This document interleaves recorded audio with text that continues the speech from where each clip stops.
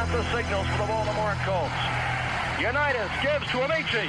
The Colts are the world champions. Amici scores. It's amazing, sensational, dramatic, heart-rending, exciting, thrilling finish in the history of college football.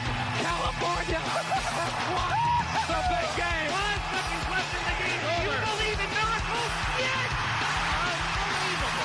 This is Phil Steele. This is Mike Burnham. This is Wes Durham. This is Mike Ashley. Hi, this is Chuck Foreman, number 44 of the Minnesota Vikings. Woo, mercy, this is handsome Jimmy Vine, the Boogie Woogie Man. This is Coach Fry with Virginia Tech Football, and you are listening to Big Dog Sports Talk. Are you ready to rock? Are you ready to roll? Okay, let's do it. You're in the Doghouse with Rick Watson on Big Dog Sports Talk, presented by Pulaski County Sports and Entertainment. Join us in the Family Fencing Studios and chime in on the McClellan Chiropractic chat line. He's keeping cool with help from Little River Heating and Air, but this show is straight fire. And now, the big dog, Rick Watson. I think the only thing that Neil needs to improve on that is straight fire. It's straight fire. Hey, good morning. It's finally Friday edition. We've made it to the end of the week. That means we've got more football coming up. We had football last night. We'll get into everything that happened between the Eagles, the defending champs, and the richest, most valuable franchise in the history of professional sports. High school football tonight, week 2. We'll run down the games for you. Hope everybody has a great time wherever you're going. College football tonight and tomorrow. Liberty and Louisville tonight. Hey, our guy Matt Roan. And we'd love to hear from you. Join us in the McClellan Chiropractic chat room. Do that right now. Give us your predictions. Oh, hang on. I better stop that so it didn't run again. There we go. Make sure you get in there. Let's get your predictions on Tech and Vanderbilt. I got props all over the place today. Look. See, I got props. I got the helmet ready. Courtesy of Richie Davis. BDST Legal Counsel. See there? They're going to win tomorrow night, by the way. I'm not going to have any drama. They're going to win tomorrow night. There you go. It's a great helmet. I wish it would fit over my melon head, but it will not. Oh, sorry. Because I wanted to wear the helmet, and do the segment, but no, not this thing. By the way, I want to thank Jeremy Haymore. I got my signed copy of the Bandana Express. Thanks, Jeremy. I cannot wait to read this. Whenever I get my shelves from Mike Palmer. Look at that. He signed it. I got a bookmark. Look at that. Huh? Thanks, Jeremy. I can't wait to tear into this thing, man. It looks great. It just looks great. Love that cover. Great look. Great cover. It's a Spinal Tap. This is Spinal Tap reference. Great book. Thank you. And there's my bandana. Should I wear the bandana during the show?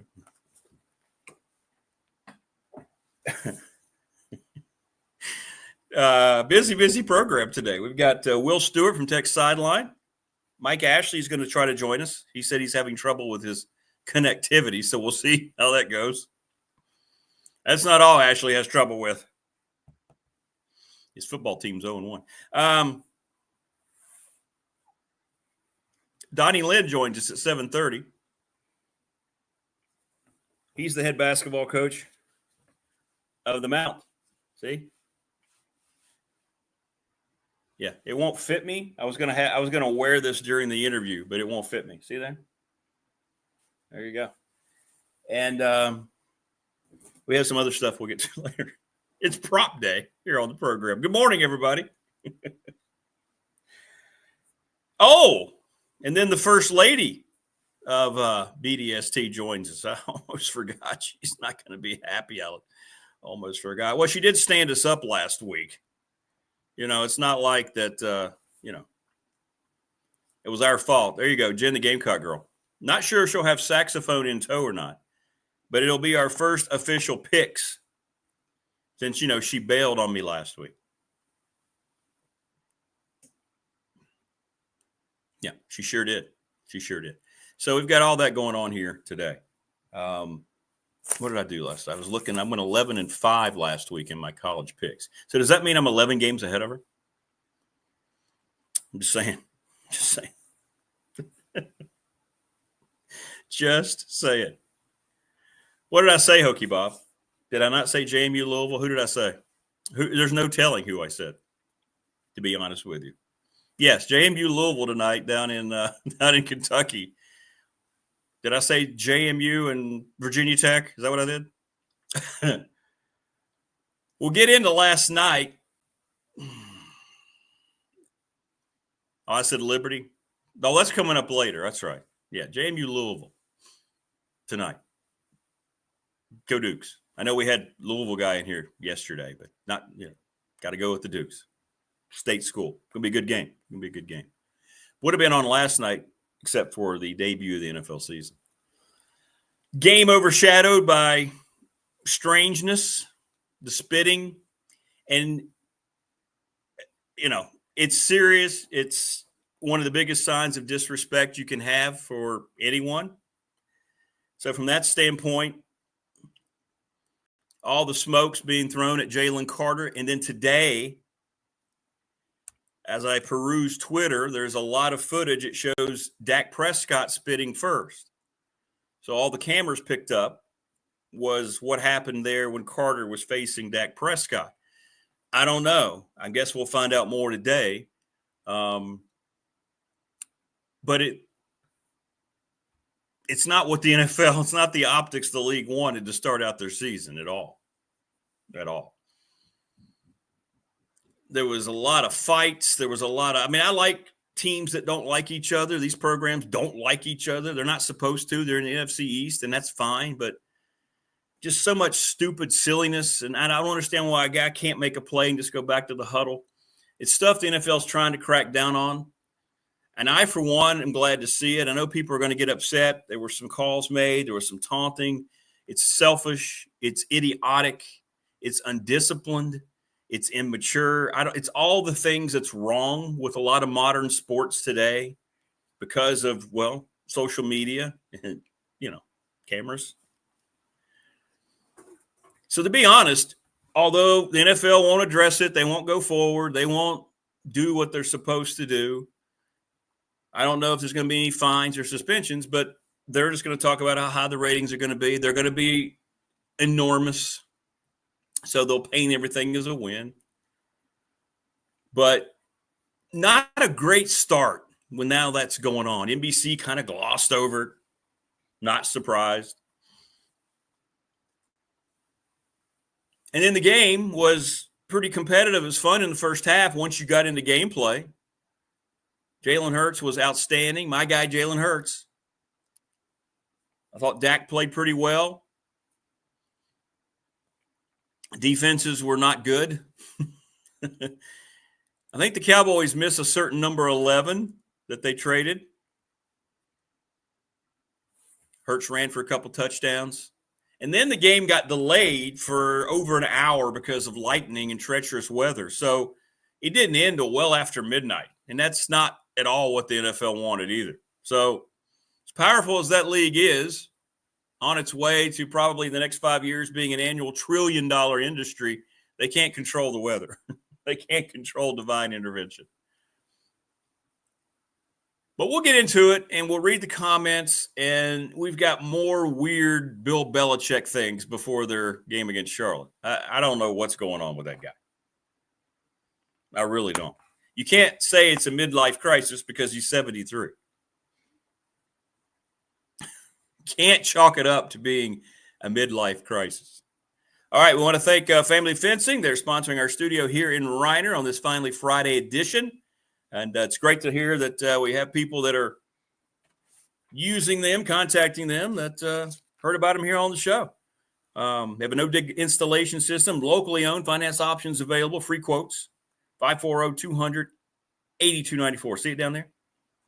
FamilyFencingNRV.com. Building better fences, no digging required. And we mentioned McClellan Chiropractic. Jump in the chat room. We'd love to hear from you. Want your game picks on the weekend? Give us your game picks. We'd love to hear who you think is going to win between Tech and Vanderbilt. All right? That would be fun. We'd love to hear from you. Also, we are presented here on the program by Pulaski County Sports and Entertainment. And I'm very proud and very happy to be able to say that, being a Pulaski County native. So for me, it makes it even all the more special. So very excited. Just very excited. Pulaski County Sports Entertainment is building something very special in Southwest Virginia. From tournaments to events to concerts and much more, Pulaski County is creating opportunities and experiences for its residents while establishing itself as one of the premier destinations for sports and entertainment. With venues like historic Calfee Park, man, I love Calfee Park, Pulaski County Motorsports Park, and Randolph Park, and the future Pulaski County Sportsplex, which we're going to be getting a lot into here in the next few months. This place isn't just for recreation anymore, and it has all that too. Visit them at playpulaskiva.org, playpulaskiva.org. Doing some great things. You're going to be excited. Even if you're not a resident of Pulaski County, you're going to be excited when you hear some of the cool stuff that they're doing there. Also, special thanks to Little River Heating and Air. Go see Charles Lee. He's gotten 2 to 3 jobs already just because of this program. It's great. 1095 Radford Street in Christiansburg. He's the best in the business. You can trust him with your wallet and trust him with your home. That's so important. And we thank the attorney, Ryan Pry, for his BDST fan question of the week, 701 West Main Street in Radford. The results are in, and I'll tell you right now, we had 37 results sent to the text line, and 19 of you, crazy, picked Matt Campbell, the Iowa State head coach, to be the next Virginia Tech coach. We might get into that a little bit too. If not today, we'll jump into that next week.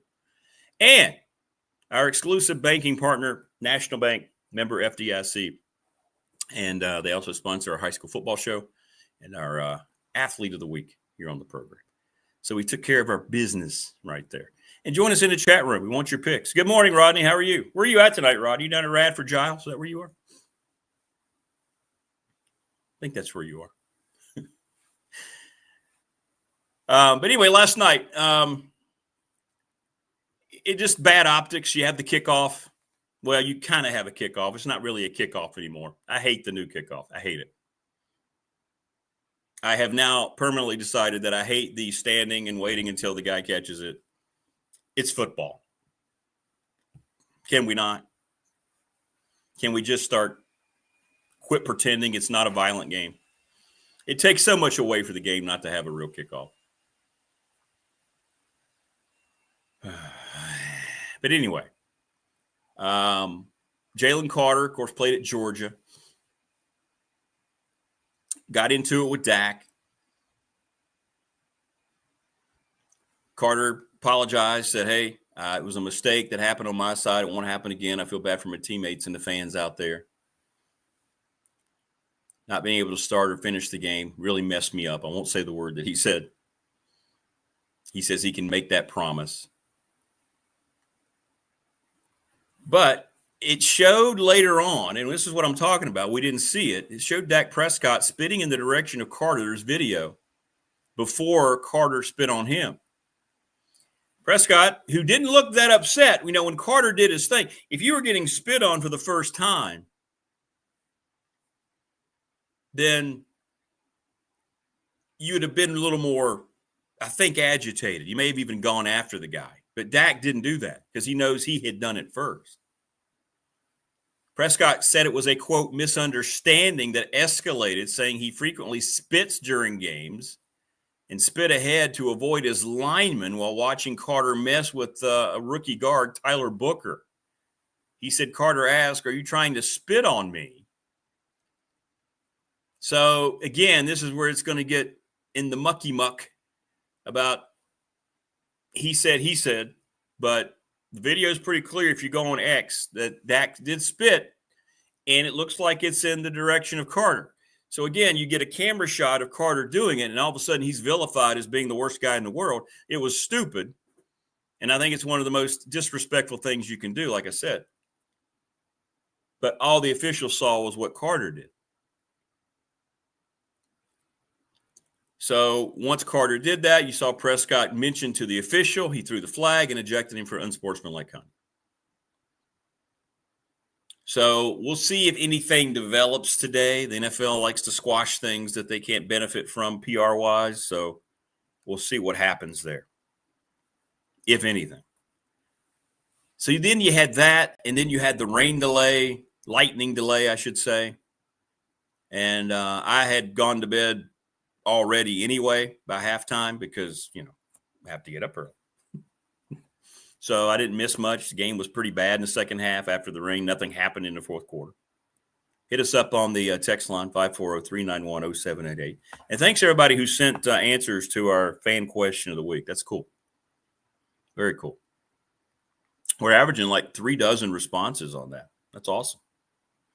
And as always, as you watch, whether you watch now, whether you watch later, please like every video and subscribe, share it to people you like sports.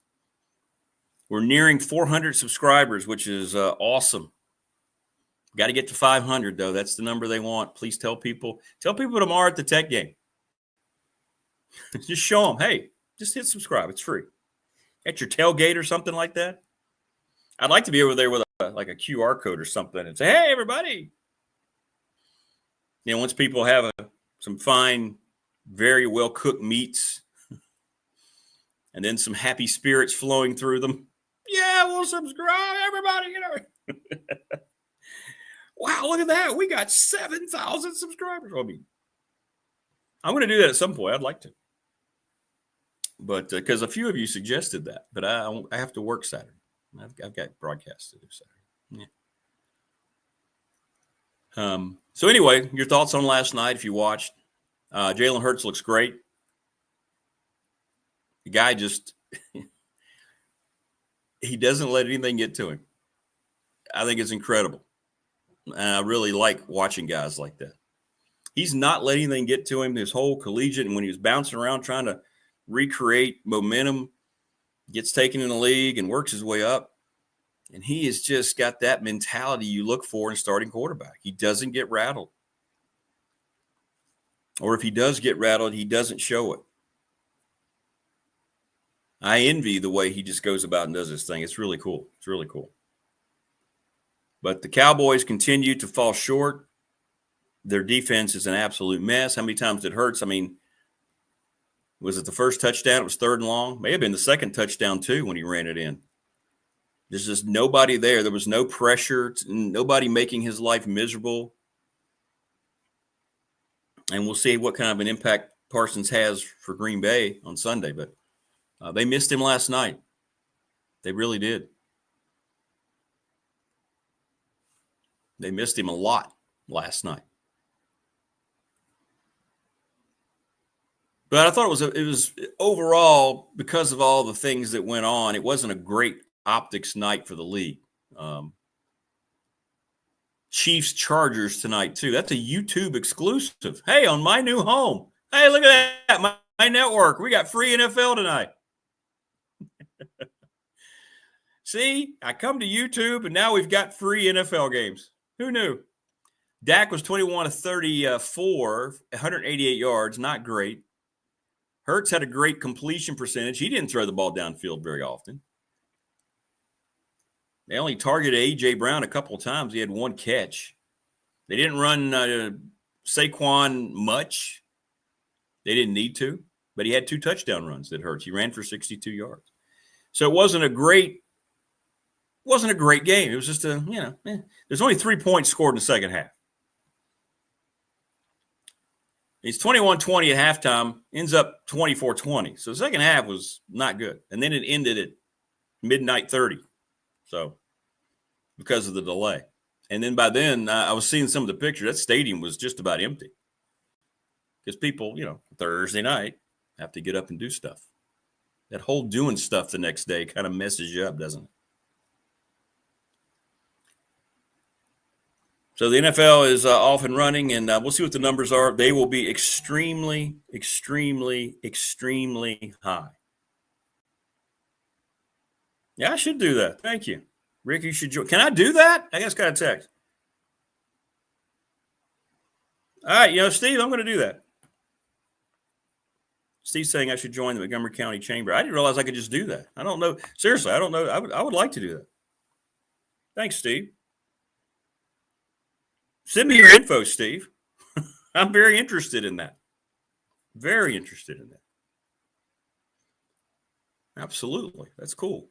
That's very cool. Imagine me, Chamber of Commerce.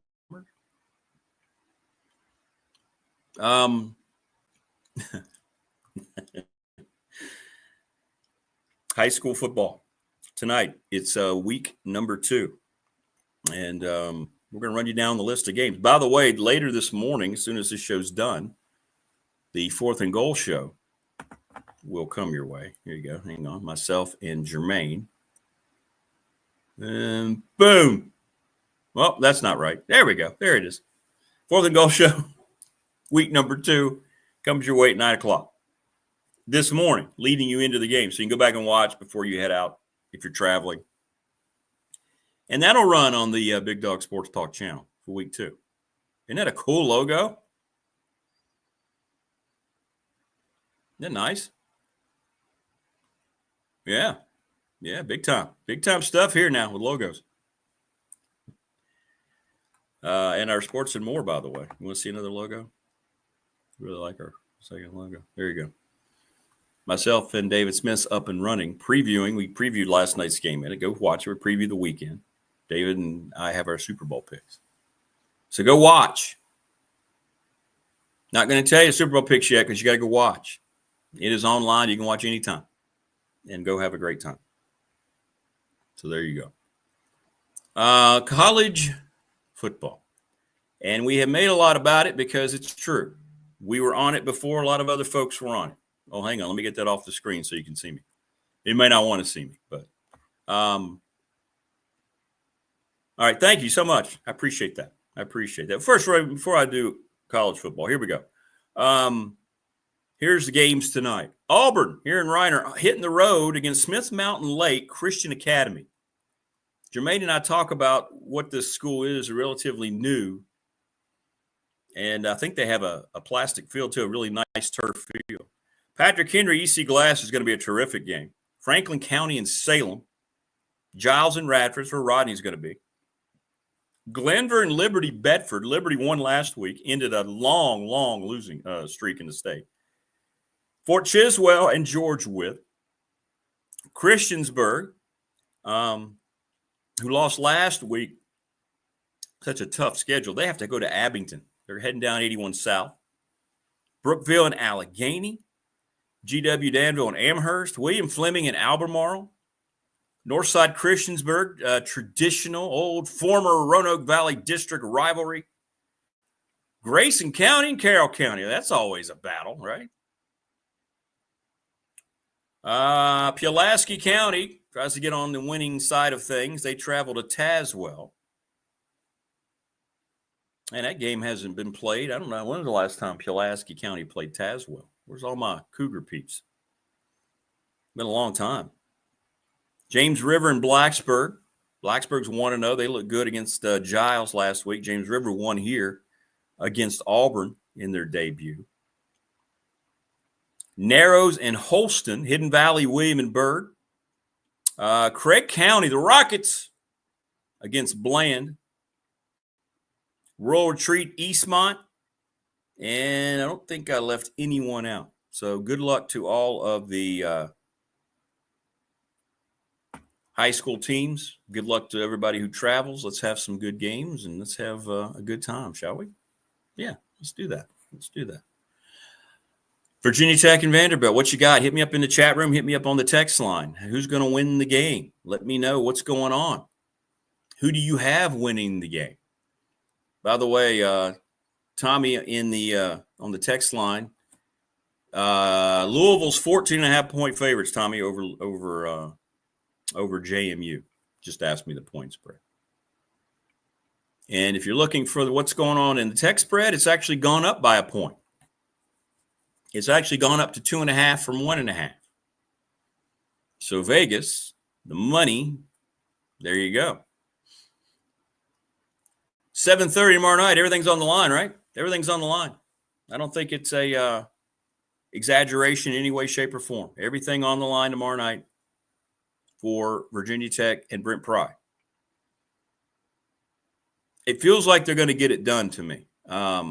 It does. I think I saw enough from week one, and we'll talk to Will Stewart about this coming up. But I saw enough in week one to encourage me to feel like they're going to be able to put it together here at home in front of a great crowd, full throat. The weather's going to be comfortable. I think they're going to play well. I think Kyron Drones is going to come out and play well. He wants to change the whole diatribe around going 15 for 35. I think at home, receivers aren't as apt to have drops. Things are sped up a lot less in the second game as opposed to the first. And I think they're going to hit some big plays to the greens, Diego Pavia is a problem. He's a real problem. And he's going to do some things. Vanderbilt's got some horses on offense. They have a pretty good offensive front. They've got a really dynamic tight end, good running back, and a quarterback who is fearless and can make plays, and that makes them a formidable team just because of Diego Pavia. If he had not won his case and they were coming in here with somebody else, this game would probably be a 7 or 8 point spread in favor of Tech. But he is that much of a difference maker. I believe he's a better quarterback than Lenore Sellers.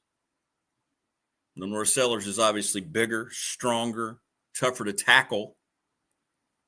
But Pavia, I think, pound for pound, is a better quarterback than Sellers. Tech's seeing two really good, mobile, strong quarterbacks to start out their season.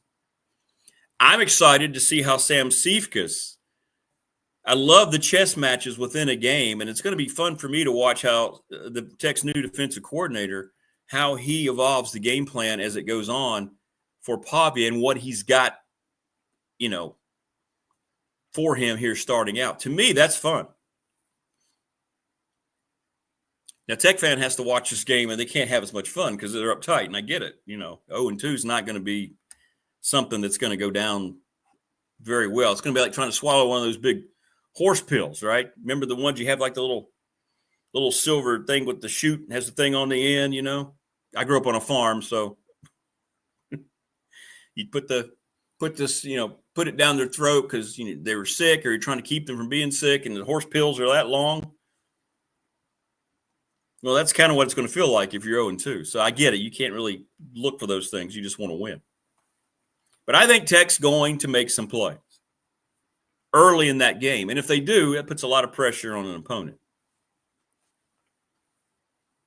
So I think I'm excited to see Tech's defense. I was very happy with what I saw from them the rest of the game, except for one play. Well, a couple plays after the opening drive.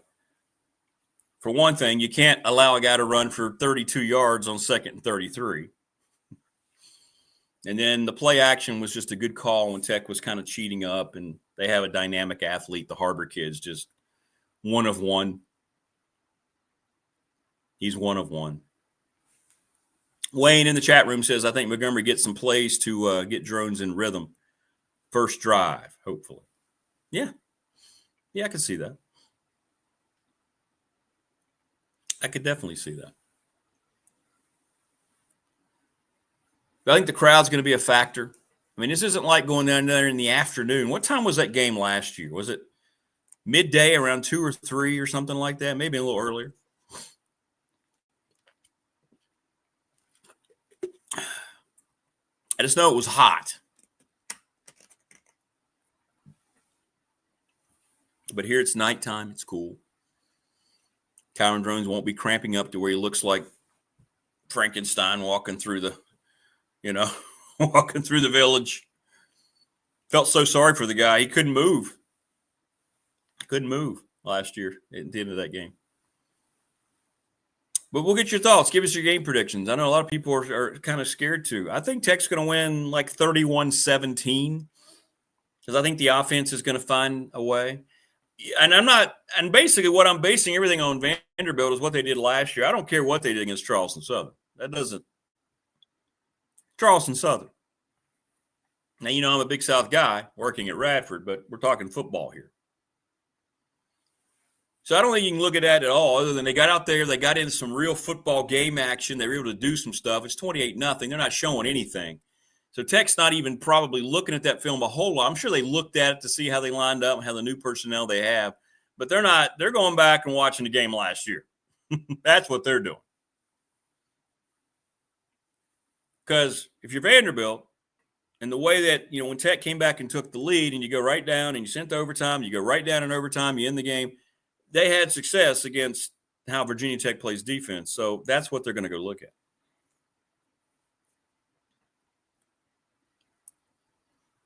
So in my opinion,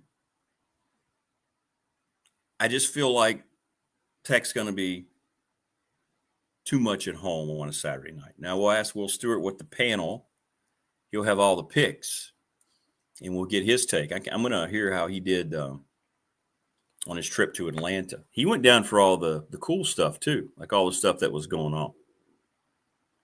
So Will Stewart joins us. I think I said Will Smith. Will Smith's going to be here. We're going to talk about the slap. Well,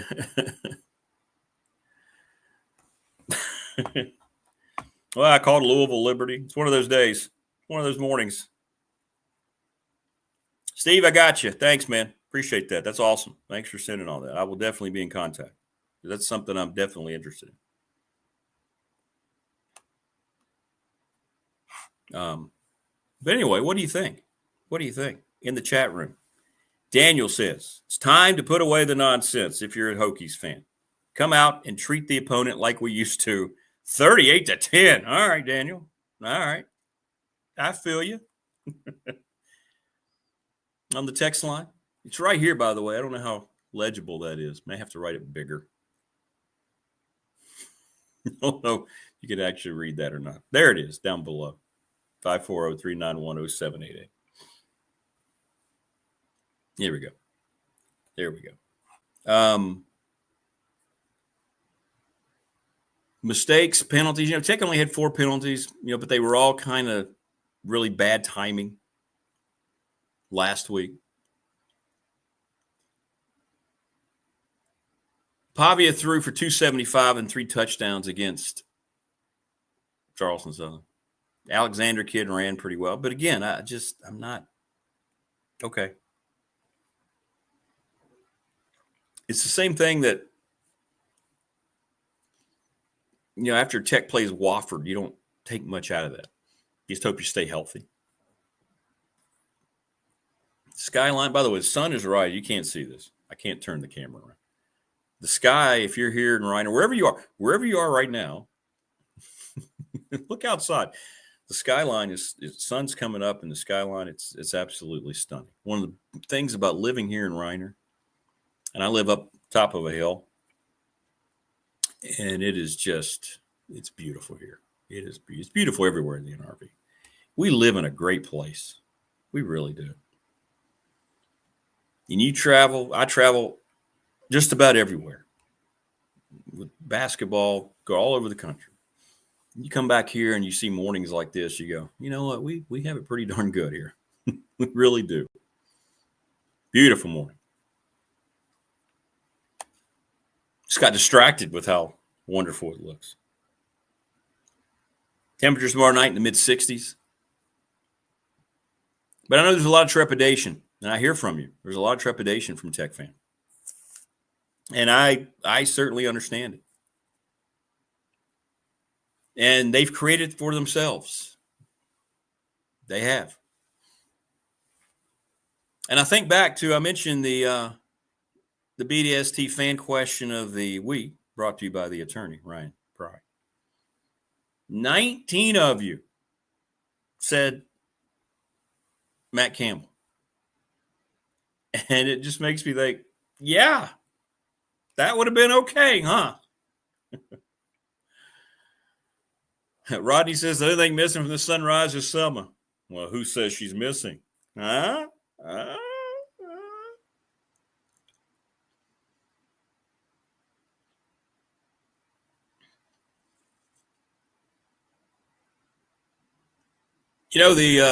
The good Lord above had some really good days when He created this universe. He took a little extra special time when when that human being was formed. All right. Just saying. What do you think, Selma? You agree? Oh, I know. Hi. Good morning. How are you? So Matt Campbell got 19 votes. He wanted to talk about it. Didn't happen. Never got a chance. We covered it when it happened, and I'd never understood it. It seemed like the search had been narrowed down to a certain pool and had gotten down to a level. And then here's a guy at Iowa State who built that program. He wanted to talk. I think you owe somebody a talk, especially when your first hire didn't work out so well. But I think what was in the mind of, I don't know. I'm just putting it out there. He'd hired a coach. Now, granted, Matt Campbell been a power 4 coach, but Justin Fuente didn't work out. Maybe he was wanting to change how he, who he brought in and so forth. Good morning, Zach.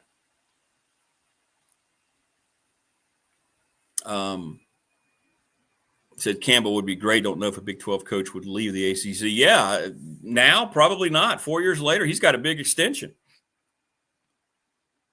And they've looked really good so far. But it just shows you how Tech fan pays attention to things. They bring him up, and that's a lot of votes for one guy who's not like a major dude. In terms of the national spotlight, I should say, a major dude. But I thought that was very interesting. So we'll see. We'll see what happens on Saturday night. Other games tomorrow that are that are huge. Virginia. Now, and we heard it a couple times this week. Andy Bitter mentioned it yesterday. David Teal mentioned it. Virginia, they beat Coastal like they were expected to do. They were high double-digit favorites. But what did they put up, 48 points? They looked good, and they have a lot of new players. We'll see how they do against NC State in this very strange non-conference game in Raleigh. I wonder how many people are going to forget that. Probably me. When we talk about it on Monday. Hey, you got off to a great start in the conference. No, Rick, it wasn't a conference game. Oh, that's right. Oops. So we'll see how the Cavs do down in Raleigh, and that'll give Tech fan a looky-see about NC State, who didn't look great in their opener. Baylor SMU, I still don't really think of SMU as an ACC team. That's a great rivalry game from many, many years. Two Texas schools that don't like each other. That one's in Dallas. And we're all going to watch North Carolina and Charlotte. We're going to watch it just to see the show. 13.5-point favorites are the Tar Heels. Now,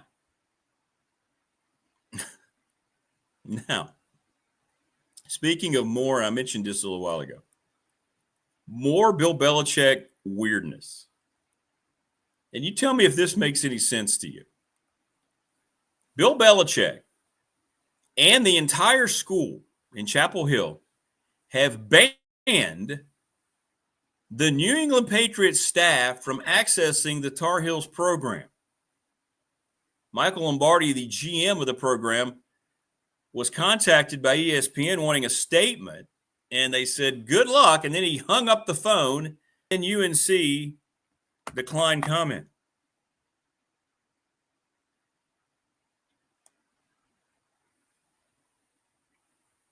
So the Patriots have been informed by Lombardi and their pro liaison, somebody called Francis Jordan, that they are banned from UNC the day before one of their scouts was scheduled to visit in August. His former NFL team banned. He spent 24 years there, in New England. Two NFL scouts who work for other teams said that North Carolina, under Belichick's leadership, offers limited access to all NFL personnel. Clubs are allowed to speak only with Jordan. And the UNC College Relations website says that scouts will have zero access to coaches or other personnel people. The term zero access appears 3 times on UNC's College Relations website. One scout said NFL personnel are only able to watch 3 periods of practice at UNC. Each college program varies in access to NFL personnel, but the scouts said that just about every other program allows scouts to watch full practices. It happens all the time over here at Tech. One prominent scout said that I can't think of another school that said zero access.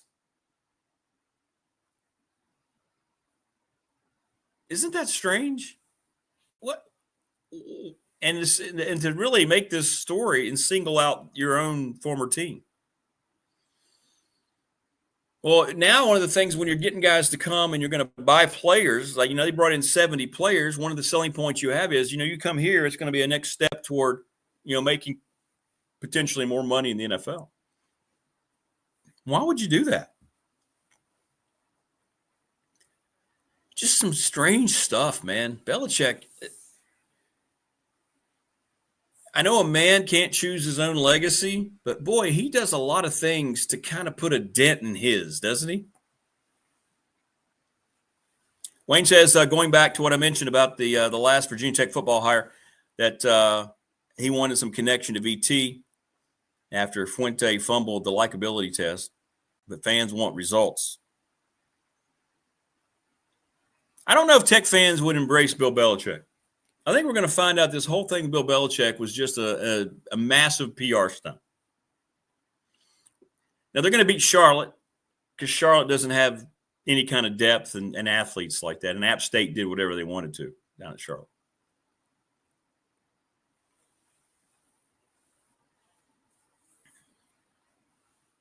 Hey, good morning, Jason. How are you?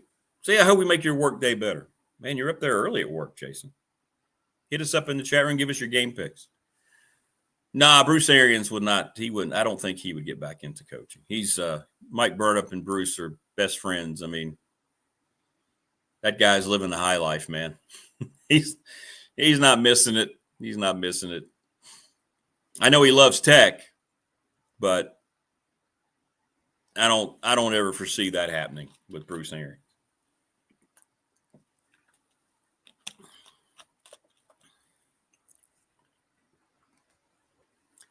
I don't want to get into a conversation yet about coaching change because it's not imminent. But I get asked my opinion a lot, and this is what I think will happen if things go sideways tomorrow night. I think you'll come back from 0-2. You'll beat Old Dominion and Wofford. It's just hard to believe here in 2025 we're talking about Tech having back-to-back games against Old Dominion and Wofford. Wow. And then you go to Raleigh to open up conference play. And then I think if you were to lose tonight and then you lose the conference opener, then I think a lot of stuff's going to start happening. But we're not there yet. You win tomorrow night, you go 1-1. Fans will go back to the opener last Sunday, and they're going to go, you know what? There were some good things there. We saw it evolve tonight against another SEC team. Let's see what this thing does. I had Tech going 5-1 to start their season. That's still out there for them if you look at the schedule. But I just feel like they're going to bounce back. I think the home field means something still. I know the results haven't been there. But Saturday night, first time the students have been out, I think it's going to be a lot for even a guy like Pavia, who's fearless, to overcome. Just my opinion about that. And we'll ask Will Stewart all this stuff too coming up. I think Will's good to go today. I didn't talk to him. I usually talk to him, but I didn't reach out to him. The top 25 slate is not great this week. Illinois and Duke. Iowa does play Iowa State. That'll be fun. That's a huge rivalry. Speaking of Matt Campbell, got his Cyclones up to number 16. That'll be a rock fight. I think the Baylor SMU game is interesting. Now, we're out of the ACC now. We're just talking about national games. My guy, Todd Grantham's got to take the Cowpokes of Oklahoma State into Austin Stadium to take on the High-Flying Ducks at 3:30. Go Cowpokes. Pistols firing. Ole Miss, Kentucky. I just don't care. Ooh, South Florida and Florida. Florida is 17.5-point favorites. Let's see how that one goes. Michigan, Oklahoma. 2 Blue Bloods. That's the ABC late game in Norman from a top 25 perspective. Not a lot. Not a lot of marquee stuff going on nationally. But JMU Louisville tonight kicks it all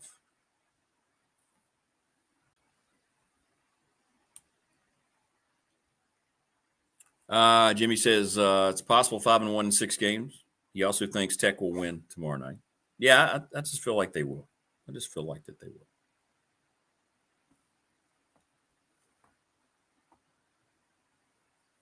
So we'll see what happens with the progression of the season. And I think that when you look at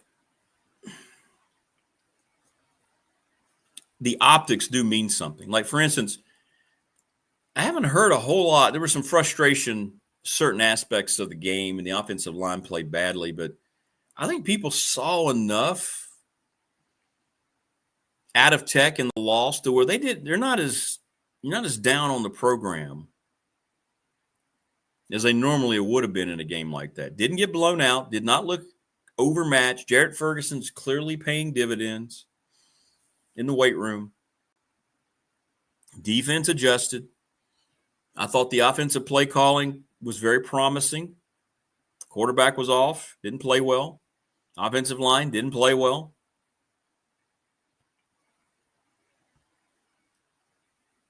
But the optics looked okay. And the whole question going in, how many times did I ask? I asked everybody last week. Can you have a bad loss? Can you have a good performance, a loss, and look and feel pretty good about the performance? And I think the answer is yeah. Yes, you can. And I think they did. But now you've got to follow that up at home. A game you're slightly favored to win against a very brash, dynamic quarterback who you had absolutely no clue for last year. And that was, if there was any lingering questions, and really I didn't have many, but when you saw Chris Marv unable to do anything to adjust to Vanderbilt last year, the handwriting was on the wall, not only for him, but for the season.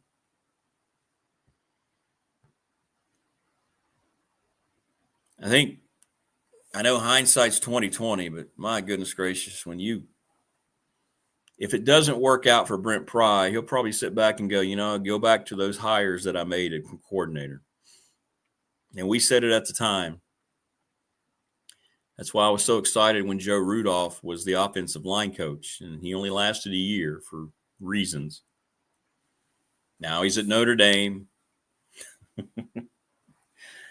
But he'll look back and go, yeah, if I had to do that over again, I'd have had guys like Philip Montgomery, Sam Cephas in my crosshairs then.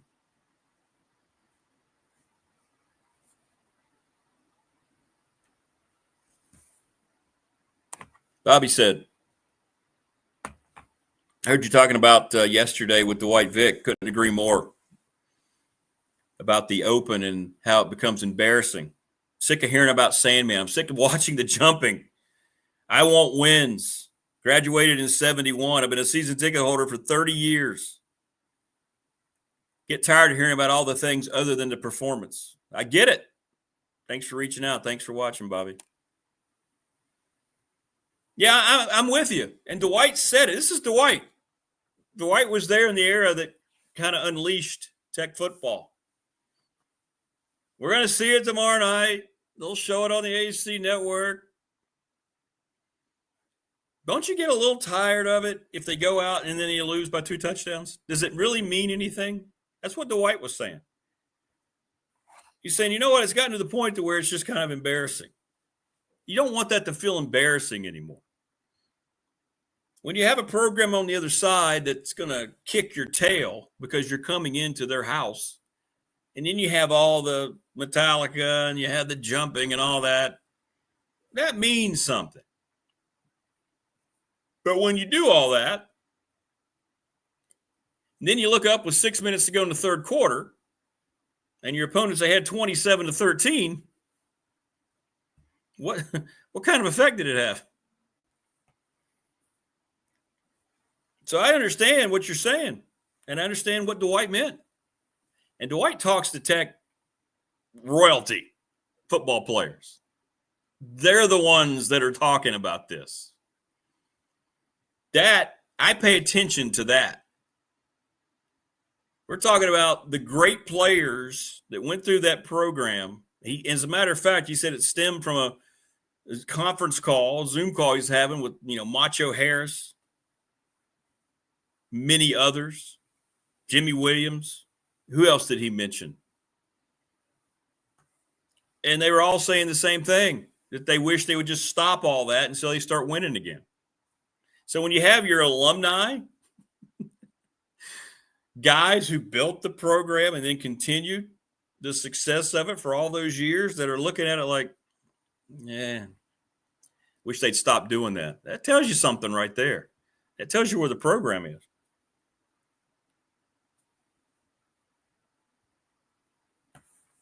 So I get it. I understand it. But I just go back to the Miami players a couple years ago. They couldn't wait to get to Blacksburg because, Miami, they had a big crowd against Notre Dame. I don't know how that's going to last going forward. They get no atmosphere at all in that NFL stadium. Students have to bus down there. It's not really close to campus, not convenient, so they have a kind of a sporadic crowd, to say the least. He said, we got the Lane Stadium. We were so excited. We pulled up on the buses. They drove by us over there on the tailgate. We got excited. See all those people out there tailgating. And then you walk into the stadium and see all the people coming in, and you hear the song and all that. He said it turned us into animals. I think that was so other teams are using it for their advantage. And that's when you know you haven't had success.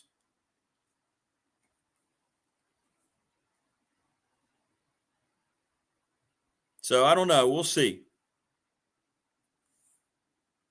We'll see how it goes. But that was interesting yesterday. Basically, the White would like for the game just to start, not do all that, not pay attention to all that. And then you get into the game, and then the product doesn't represent what the fans are doing. So I thought that was very, very interesting, what he said yesterday. And to find out so many former prominent players feel the same way, this is very, very interesting. It's always interesting. On our, his name is Will Stewart, looking great in his brand new Tech Sideline studio. What's up? Good morning. Good. How are you doing? Can you hear me all right? Yeah, we got you. You hear me? Yeah, I couldn't get my microphone to work, so I'm going through the webcam, which I dislike. Yeah, that's okay. Now you sound okay. You sound fine. Good. Question, because we're getting a lot of text line questions today. Yesterday we had Dwight Vick on, and at the end of it, he talked about how Tech hasn't been. Well, you know this; they haven't been good at home for I don't know how long, but he says that a lot of former players that he talks to, and he talks to a couple dozen of them every week, wish that the whole Sandman thing would just go away until they start winning again. He says it, quote, embarrassing because they do all this and they hype it up on TV. Then the game gets in there. and the opponents go in and they're not affected by it at all. Your thoughts on that? That was interesting. That sounds like the thoughts of a former player who's been talking to former players. And I like Dwight and get along really well with Dwight, but so I'm not, there's no friction there. That's just exactly what that sounds like. And I get it. It's like they haven't earned it, so why do it, right? That's a good way to put it. They haven't earned it, right? But so much of Virginia Tech's identity and fun at the game is wrapped up in that. So I get what they're saying. That's not a disagreement necessarily with what they're saying. It's just it's tilting at windmills and shouting in a vacuum, because that's just not going to happen. It's always going to be there. Yeah, it is. How long did you guys spend? How much time did you guys spend talking about that? We did. He threw it out in the end, like the final 3 or 4 minutes of it.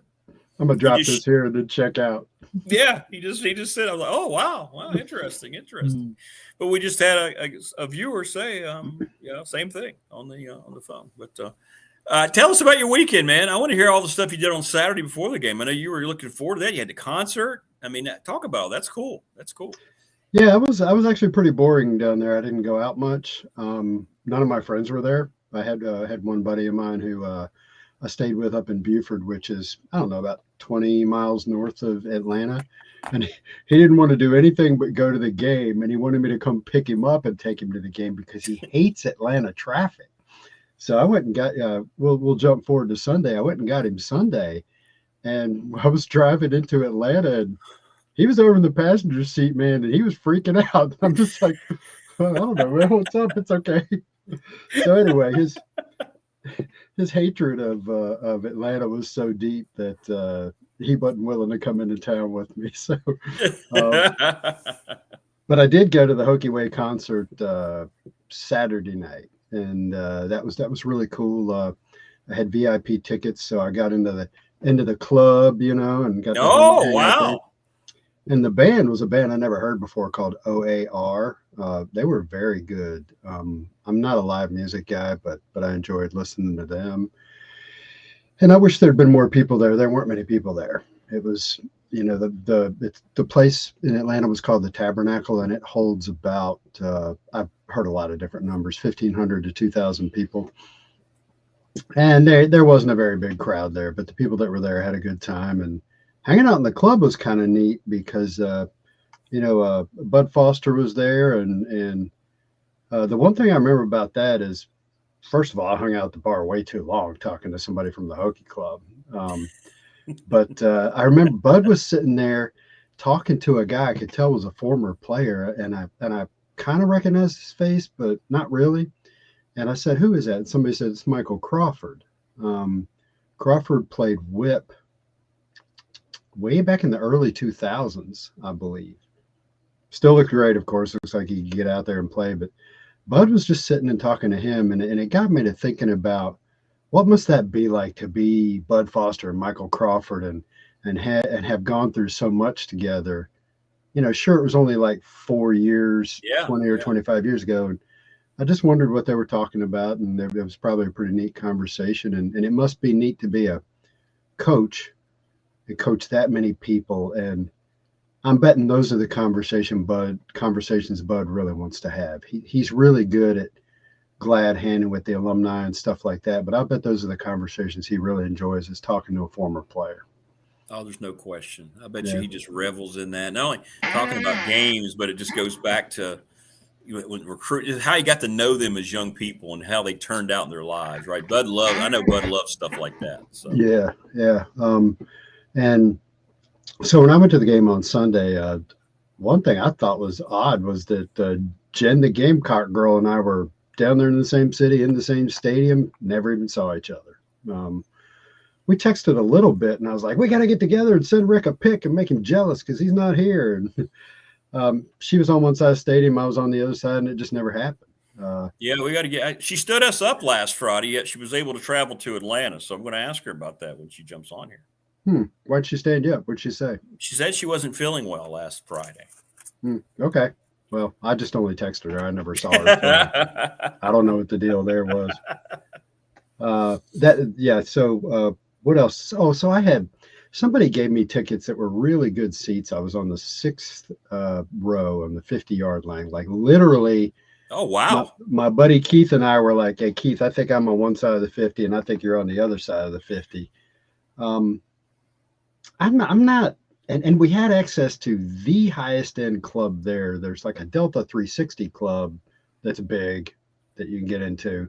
We were in the truest club where everything is free. The food is like carving tables, shrimp, and even the alcohol is free in that place. Really?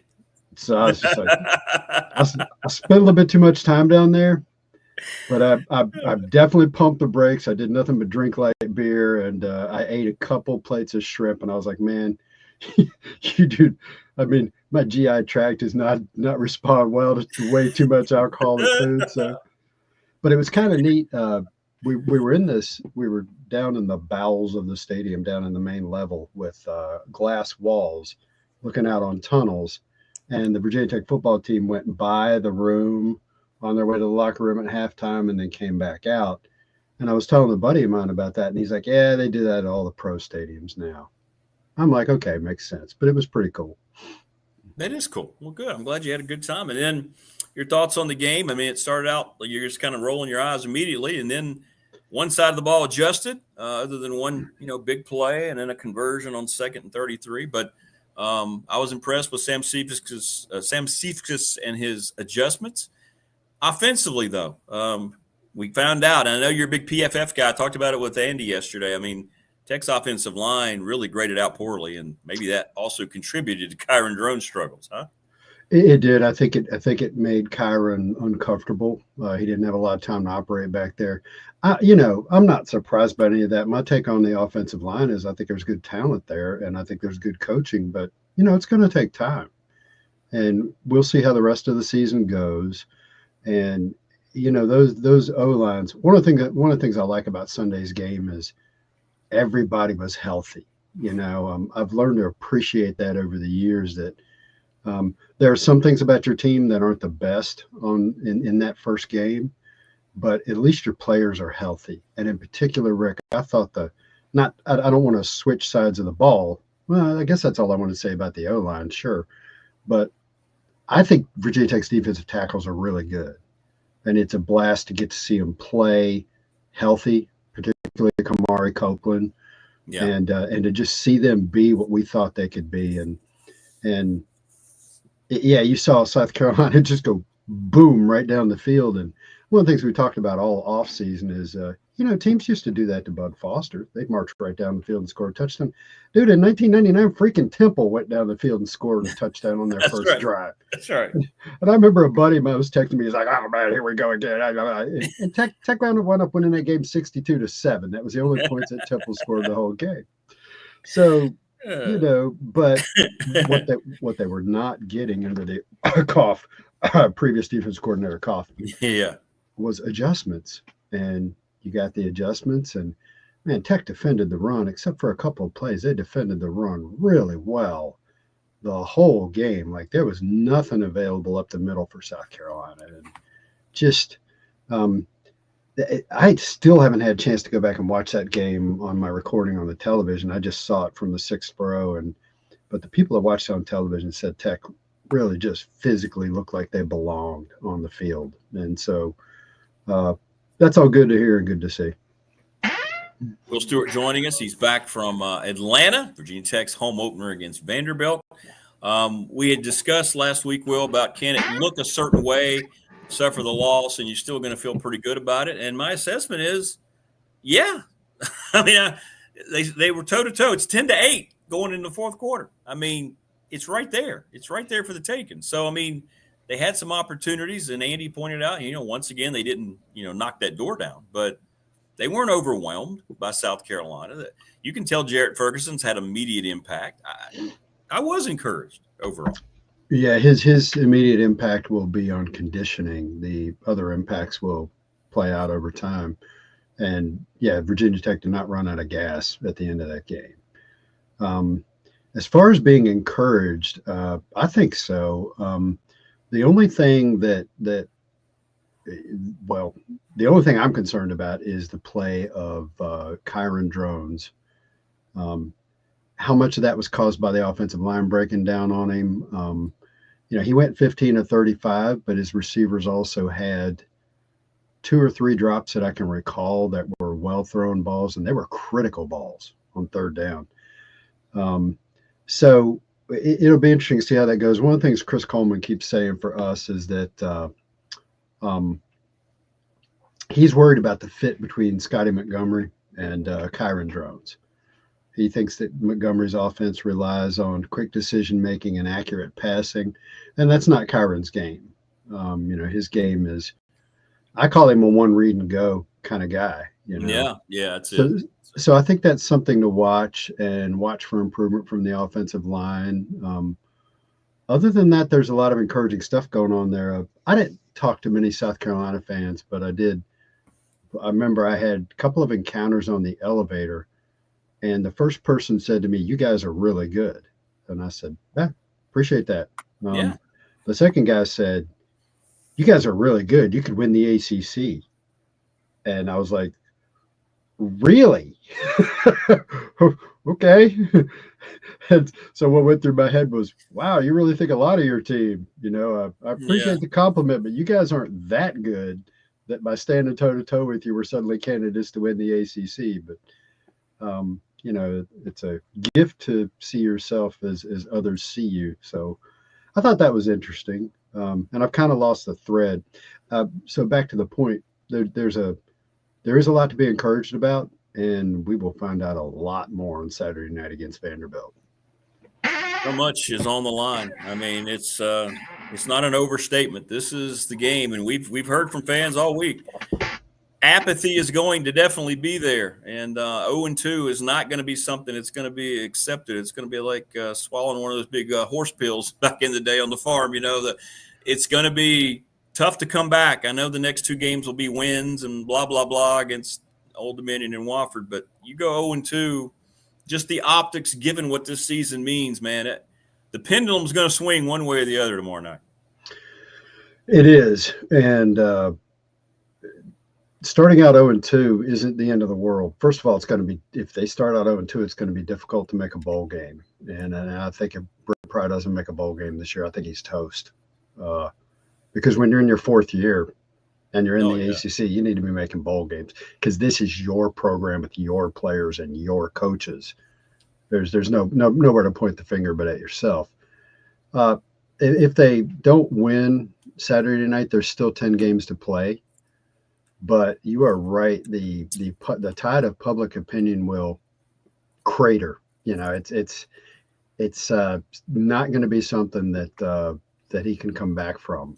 You're going to have to go on a huge winning streak to kind of blot out, and that's what Frank used to do. Start out 0-2 in 1995, win 10 games. Start out 0-2 in 2010, win 10 games. Right. It's been done, but it's going to.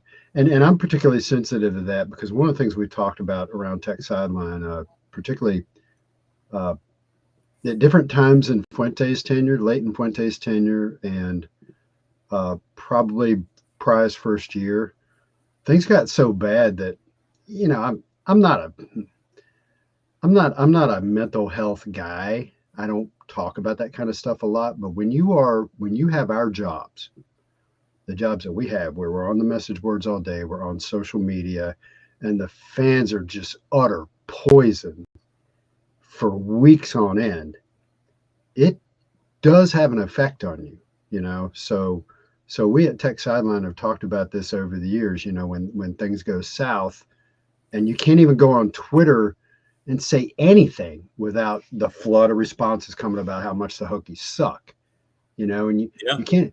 Like you can't even go on Facebook and post a graphic with any sort of news on it without getting 90 responses about how the Hokies suck. And that's no way to live, man. I know. So I don't know if you wanted that question to go in that direction, but that's the stuff I think about. It's going to get rough if they start out 0-2. Tough question, but I get it all the time, and I don't know the answer. You might, just your opinion, because I know people would like your opinion on it. let's just say, and I don't think they're going to lose tomorrow. I think they're going to win. But let's say they do. Let's say things go sideways for the next month and a half, and then everything starts building against everybody over there. Yeah. What's your opinion on how Tech would handle that? We know that if it goes badly and they have to do something with Brent Pry, that Whit Babcock likely will not have anything to do with the next football hire. Do you have any vibe on how Tech would handle something like that in season? Or would they not and wait and just do everything at the end? Man, that's a really good question. Chris Coleman and I had lunch with somebody over the summer, and we asked this person, if a decision has to be made, where's it going to come from? Is it going to come from Tim Sands? Is it going to come from the BOV? And this person said, Tim Sands is not going to do that. It will come from the Board of Visitors. The momentum for that will come from the BOV. And I think the question you're asking me is, will they fire Whit Babcock along with Brent Pry, and when will that happen? Correct. Because I get asked all the time, and I said, well, let me ask Will. Yeah, the Fuente firing happened with 1 game left to go in the season, 2 games maybe. Mm-hmm. And you knew, I'm sorry I don't have the 2021 schedule imprinted on my brain, but when he went up and lost at Boston College, you knew he was done. And somewhere along the way, he also lost to Syracuse. I don't know what order those came in. But then he came home and they flattened Duke, and Whit fired him right after the Duke win. You could tell Whit was waiting if he could, to let him go out on a high note. So, man, it gets. I know as an observer of the program, when you know the coach is going to get fired, it's complicated by the fact that Whit's in big trouble too if that happens. Absolutely. But let's just talk about the coach thing. There is an advantage of being first to market, to getting rid of your guy before the end of the season. But if the momentum for that's going to come more or less from the BOV and not the school president and not the AD, God, I don't know what Whit's going to do if he gets late in the season and it looks like Pry's got to go. There's a lot of moving parts there. So I don't know, but you're right. It is an interesting question and something to watch. And I hope we don't have to find that out. I'd like to see the guy win 8 or 9 games, but yeah, that's got to start Saturday night. Yeah, there's no doubt about it. And you're right. Everything's complicated with Whit's status as well. Do you think the fact that presentation was just made to the board, to the school, and more money's being asked? I mean, there's other things you have to consider before you just release that guy who just made this big presentation too, I would think. I don't know. Well, the presentation stands on its own regardless of who's giving it, right? That's true. I could have gotten up there and given that presentation, and it would have. I would have liked to see that. I'd have been a little bit more passionate about it. Whit's a pretty level-headed guy. I'd have been like, but this has been needed for years. What are we doing? So, I actually think that the BOV is in motion, and they have thoughts and opinions about that stuff, which is independent about, who your athletic director is. So I think that, like I said, that stands on its own. All right. So what was the panel's take? What did you guys come up with your predictions, and how's it going to go tomorrow night? Chris Coleman's the only one who's picking Vanderbilt to win. Really? Yeah. It's tough because if you look at their roster, Vanderbilt's roster, they're all about 35 years old, grown-ass men. I mean, they're just packed with seniors and graduates, and they get guys in the program and keep them there, and then they bring in old guys. Not that Virginia Tech isn't old. Virginia Tech's pretty experienced team too, and that's the beauty of the portal. You can bring a lot of guys in that are juniors and seniors and fill holes. So they're a very experienced team. They don't have any. I thought Chris Coleman had a good line. He said they don't have any dudes on defense. They got good players, but they don't have a Dylan Stewart. Over on offense, they've got Pavia, who I consider to be a better quarterback than Lenora Sellers. Chris picked Vanderbilt to win by a narrow margin, and then me, Andy, and David all picked Virginia Tech to win a 1-score game. Even though that's not Brent Pry's track record. And then Nick Brown picked Virginia Tech to win 27-10. He's like pushing all of his chips in on the table. What was Coleman's score in the What's game? that again? What was Chris Coleman's score? We were all in like the 27 to 20 range, that kind of thing. Okay. Yeah, so it's all.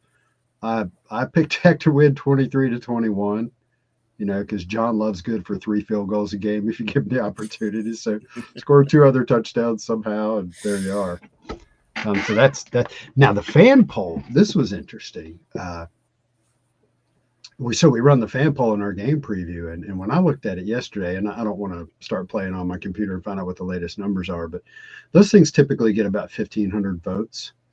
And about 300 votes in, 47% of people were picking Tech to win by 1 to 10 points. So, and then the next pick was 31% were picking Vanderbilt to win a close game. So there's a plus side confidence coming from the fans with regards to this game. Well, the spread is 2.5. It's actually gone up in Tech's favor this week. It was 1.5 for about 3 or 4 days. We'll see what that kind of means, but yeah, it'll be very interesting. A lot on the line, and you going to be there in full throat? You going to be there on Saturday? I will be there. Buddy of mine, man, a guy I've known since middle school, is having his 60th birthday Saturday. Oh, very cool. Yeah, so we're going. We always tailgate together, but that's what we'll be doing that day. And yes, I will be there. And the game is sold out. That is the 8th sellout in a row. The last game to not sell out was the Thursday night game against Syracuse back in 2023. So now, is that really a sellout, Rick? Because they're fudging some of these sellouts. They are. They're really bad about it in basketball, where they call a game sold out and then they shove like 500 tickets over on StubHub, and you're at the game and there's a hole in the castle that's empty. Like, this game is not sold out. It's half full. Yeah.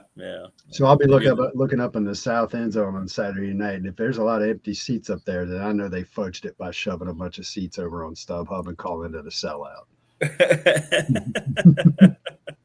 That wasn't meant to be funny, Rick. That's serious. It's serious stuff. But it's so true. They do it in basketball all the time. It's sold out. Welcome to Castle. No. I don't think it's sold out. So you think Tech's going to win? Yeah, I got Tech winning. I think they're going to win. I got 31-17. All right, you're going hard to the hole. I think they're going to bounce. I like Pavy a lot. I think you're exactly right. I said it earlier. I think Pavy is a better quarterback than Lenore Sellers, pound for pound. He's big.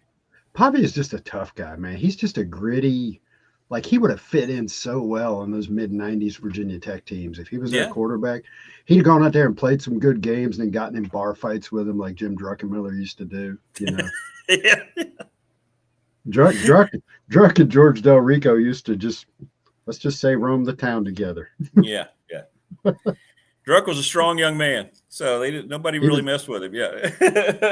He was a large individual. He walked past me we went and met the team at the airport after the 96 Miami game. And he walked past me, and he was only listed at 6'3", 225 or something like that. I swear he was 7 feet tall, man.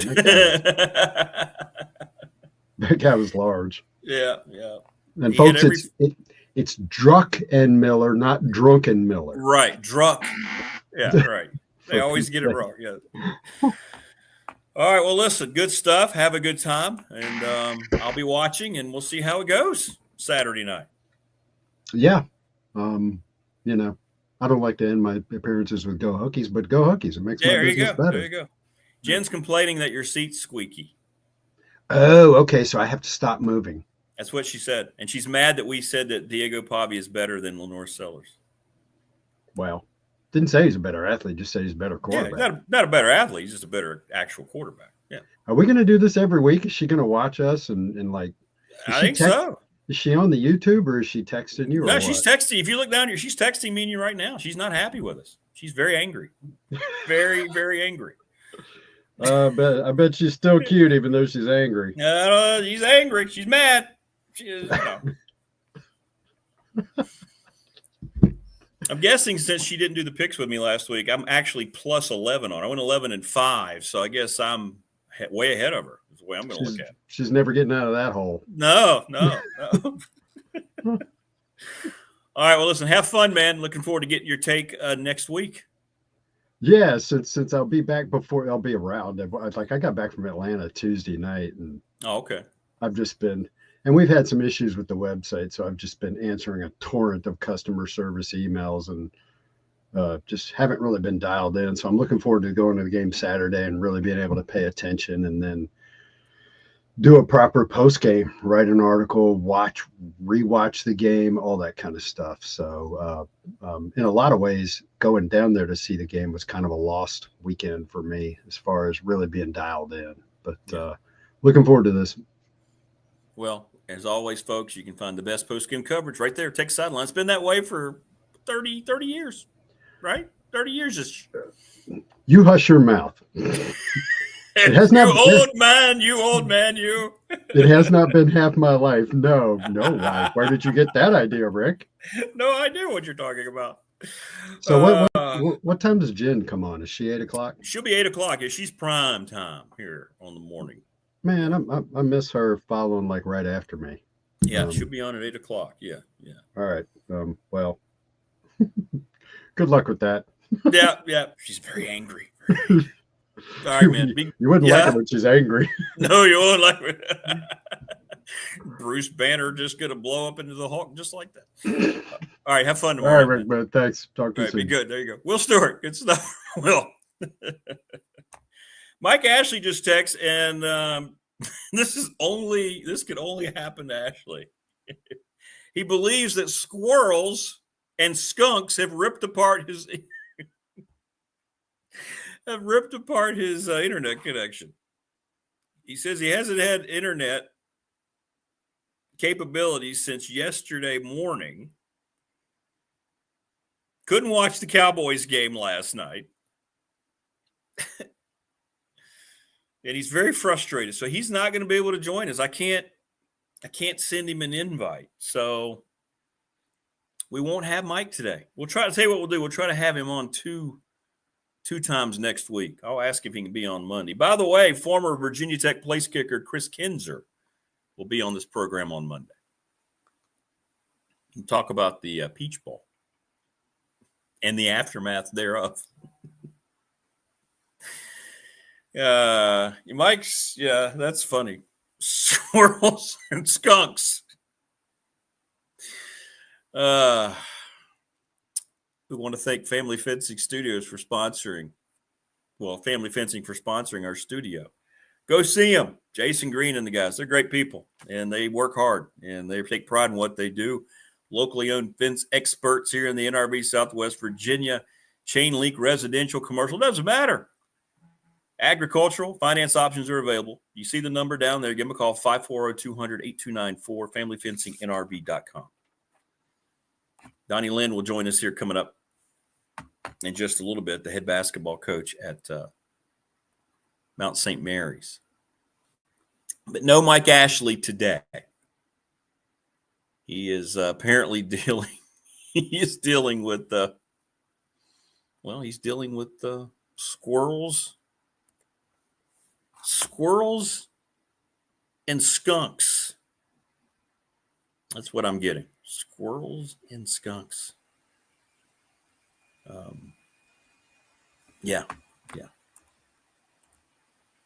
There we go. Boom. Sending a invite to my next guest here coming up. I tried. I'm going to hold it up. I hold it up, Wayne. I've got my mounts. I had it propped up and it kept falling down.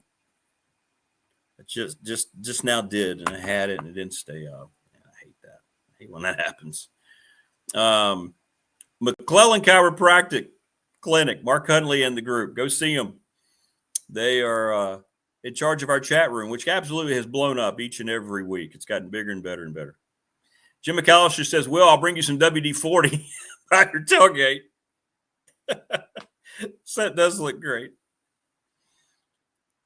Rodney says, skunks sure can drill some holes. Yeah. You know, I'm having trouble with here is foxes. Have you noticed the increase of foxes in the area? Thanks to Little River Heating and Air, by the way, at 1095 Radford Street in Christiansburg. Go see Charles Lee. It's great. Thank you so much to those of you that have called him up because you heard us talking about it. Great just great service, and they will keep the price down. We are very proud each and every week to be brought to you by Pulaski County Sports and Entertainment. I grew up in Pulaski County, so it's very special to me, and we really appreciate their support. And remind you that Pulaski County Sports and Entertainment is building something special in Southwest Virginia, like tournaments, events, concerts, and more. Great opportunities and experience for all the residents there while establishing itself as one of the premier destinations for sports and entertainment. You've got Calfee Park there, the Pulaski County Motorsports Park, Randolph Park, future Pulaski County Sportsplex, which we're really going to be getting in here soon. It's going to be immaculate. It's not just for recreation anymore. Check them out, playpulaskiva.org. And a special thanks to Lara Ramsey for her support, the bank, National Bank member FDIC, our official banking partner here on BDST. All right. Now, without further ado, and we're very excited because he's going to be a regular part of the program when his schedule worked out, and his schedule works out right now. He is the head basketball coach at the Mount St. Mary's. Just went to the NCAA tournament, and I had it up, and it kept falling down. But there you go. And it's I can't wear it. But I had it up back behind me, but there you go. I wanted to have this up for you. Love it, Rick. I love it. We're going to have the shelf soon, and I promise you it'll be displayed. But there you go. Hey, we'll get. I was thinking this morning, maybe we'll, if we could ever convince, Coach Young to play us down there, we may have, 7 or 8 Mount fans that, we can win over by the time that game comes around, with all this time we spend on the air together. Absolutely. Well, how you been, man? It hadn't been too long since we talked to you. And No. One thing that people don't think about, we're starting football season, and it's great, but college basketball practice is happening. It's everywhere, Oh yeah. right? Oh yeah, we're rolling. We're going. Technically, official practice starts in about 3 weeks. They keep pushing earlier and earlier. It was October 15th. Was always Midnight Madness forever, and they keep making our season longer and longer, which is fun for us, I guess. But it definitely starts right away when the guys get back to campus, and it's the best time of the year. We obviously the fall is great, and with being at I've actually only worked at schools like the Mount that don't have football. So when the fall starts, we can watch football on TV, which is great, but not have to worry about like going to tailgates and big recruiting, hassles that come with that. So it's a good time to start getting the guys in shape and in the swing of things for the year. Yeah, that's a great point. You're at Radford, of course, and you could just go do your thing, and now you're just kind of chilling, watching games. Guys watch games, I know, and now you're right. You're at the Mount. It's just basketball. That's cool. Very cool. Well, as you get prepared, I think people have a vision and their mindset of what things are like now in college athletics. You've lived it, and I know you embrace how things are. But I guess the question I want to ask you is, I get it a lot. How have you noticed have they changed a whole lot given the current environment when you're out, you and your staff? Of course, you're coming off an NCAA appearance. You've got a whole heck of a lot to sell a program other than material things. But what have you noticed about the changing of mindset, if there has been? Yeah, I mean, there's at the end of the day, players still want to play, right? And they have aspirations beyond college, and so we have to be able to provide an opportunity for them to grow and develop and get better on the court, and that still is important. And it's still a major factor in the decision-making process of players throughout, whether it's in the transfer portal, whether it's high school players, whether it's junior college players, whoever it is, the experience that you give them and their opportunity on the court is paramount. Sure, we're in the age of, NIL and revenue sharing, and there is a part of the recruiting process that comes down to, can I be in the ballpark of my competitors for this player? Right. And if I can, now we get to, okay, what really matters to the kid. Mm-hmm. Right. And to be honest, I tell every kid that I sit down with, if you're going to choose me because I give you $5,000 more than the other guy, you shouldn't come here. I don't want you, because you're not the right type of kid who's going to be successful for me. You're not going to be the right type of player that's going to be successful at the Mount. The Mount's 1,800 students. If we got guys walking around, flashing how much money they get and acting like they're big time because they get a couple dollars in their pocket, they're not going to be great members of our community. And so we have to bring in the right type of people. And the right type of people for me are not ones that are driven solely by money and motivated by money. And so that's part of our recruiting process. That's the hard part. The easy part is watching a kid play basketball and telling you he's good enough, right? I mean, I've watched enough games. I can watch a kid play and be pretty good. I think I got a pretty good track record of like, okay, that kid's probably good enough, or at least he's in the ballpark, right? But is he the right type of person that is motivated by the right things that we can work together and be successful? I think that's a terrific point. I think a lot of coaches lose sight of that. But if you do have guys that are coming down and they come down, they don't really care about being where they are at all, right? They're just coming because, oh, okay, this is what I'm going to get here. And they never really try to fit in. You're not necessarily going to potentially get the best out of that player, right? Because it's clear why they're there. And as long as they're getting that, they're satisfied. Yeah, no doubt. It's interesting because, we have to do the work to figure that out, because everyone will tell you on the phone, the first time you talk to them that, oh yeah, NIL is not really a deciding factor or whatever it is, Right. And so we have to do the work and figure out, can we get the right type of people? And honestly, that's fun because that's building relationship, right? And I want to know what are the 2 or 3 most important things in all these kids in their decision-making process and in their world, really. But because if we can provide those 2 or 3 things, whether that's a really good community, whether that's relationships, whether that's a coaching staff that helps you develop, whether that's a lot of playing time, like some kids, if you come in here and you're a 5'6" freshman who weighs 140 pounds and you say the most important thing is to play a lot as a freshman, you probably shouldn't. It's probably not going to work, right? You got to be a bad boy for that to work. Yeah, that's true. But that's just the nature of it. I mean, I saw a stat the other day. The average freshman in college basketball played 8 minutes a game last year. Really? The average freshman in Division I. Wow. And that, obviously that takes into account the Cooper Flags of the world who played 38, right? For every one of those, there's about 10 who played 0. And so, the reality is that's where it's a get old game. You're always going to be more successful in college basketball if you can get old and stay old. And so, there's a type of development that comes for young players that they have to be willing to put in. And I believe that we have to begin that process with the truth and telling them that. And then if they're willing to accept that and willing to, buy into that process, then I think in a year or 2, most guys will be pretty good players because we have good coaches that'll work with you, that'll help you get better. And you see that we have a long-term vision for you. We're not just renting you for a year and trying to squeeze as much out of you and then passing you off to the next school. We have a belief that whether we only get you for a year or we have you for 4 years, we're going to pour everything we have into you and try to help you grow and help you develop. And then we believe that people like that approach. And if they like that approach and they see a future for them here at the Mount, then they're more likely to maybe stick it out for a year or 2 more than maybe they would somewhere else. But we believe we're unique. We believe we're different, and it's been really successful for us, both obviously with the success we had last year, but even on the recruiting trail this year and what we're building right now.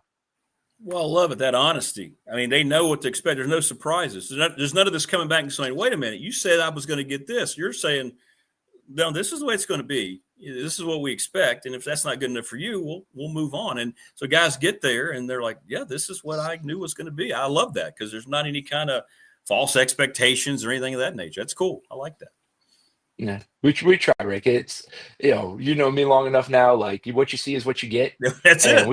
We try to give them that in the recruiting process, right? I would hate it if I was in their shoes and I, for whether it's a 3-week recruiting process in the transfer portal or a 2-year recruiting process for a high school kid, but you think your coach is going to be one thing, and then the day you show up to campus, he's something else. And we've all heard those stories, right? We've all heard those stories of guys who get fooled by somebody swindling them in the recruiting process. And I would just hate that because it is, I still believe us as coaches have a responsibility to impact the lives of these kids.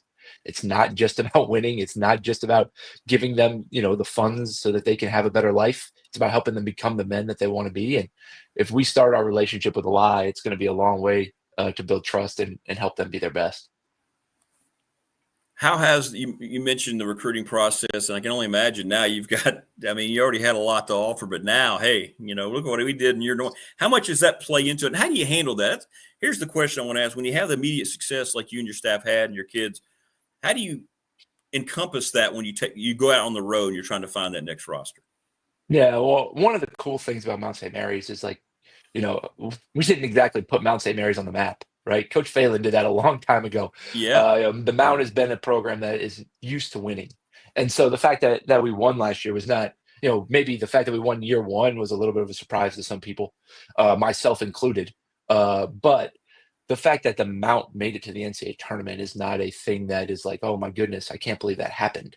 Sure. And so, we have always thought, when I was here as an assistant or obviously now as a head coach, like we need to leverage the long-term success of the Mount, because if you come here, you're going to be on a good part of a good program. You're going to be on a good team. And if we can, show that to recruits, whether we've done it or other coaches have done it, you got to believe, okay, if every kid who comes here for 4 years basically goes to the NCAA tournament, then if I come here, I got a 1 in 4 chance that year of going to the NCAA tournament. But to then have that success and be able to affirm a lot of what we believed. And that's the biggest thing it did, right? Is it took that belief that we can still invest in our players. We can still build relationships. We can still hold them accountable, help them grow, care about them off the court, and have a ton of success. And in my opinion, really be the reason why we had a ton of success, why we're able to build resilience, is because we were able to impact their lives and help them see that that's an important skill and trait to have, is to be a resilient young man and someone who can overcome adversity as a team, to help them understand that if you are on a good team, everybody has to sacrifice. Coach Jones used to tell me that all the time, right? Whether that's him as the head coach or whether that's our walk-ons or managers, every person in that organization has to sacrifice, because for the players, whether you're the best player or whether you're the last player on the roster, everybody thinks in their mind that they should be playing 40 minutes and shooting every time. Sure. Right. Sure. That's that irrational confidence is what makes them good players. So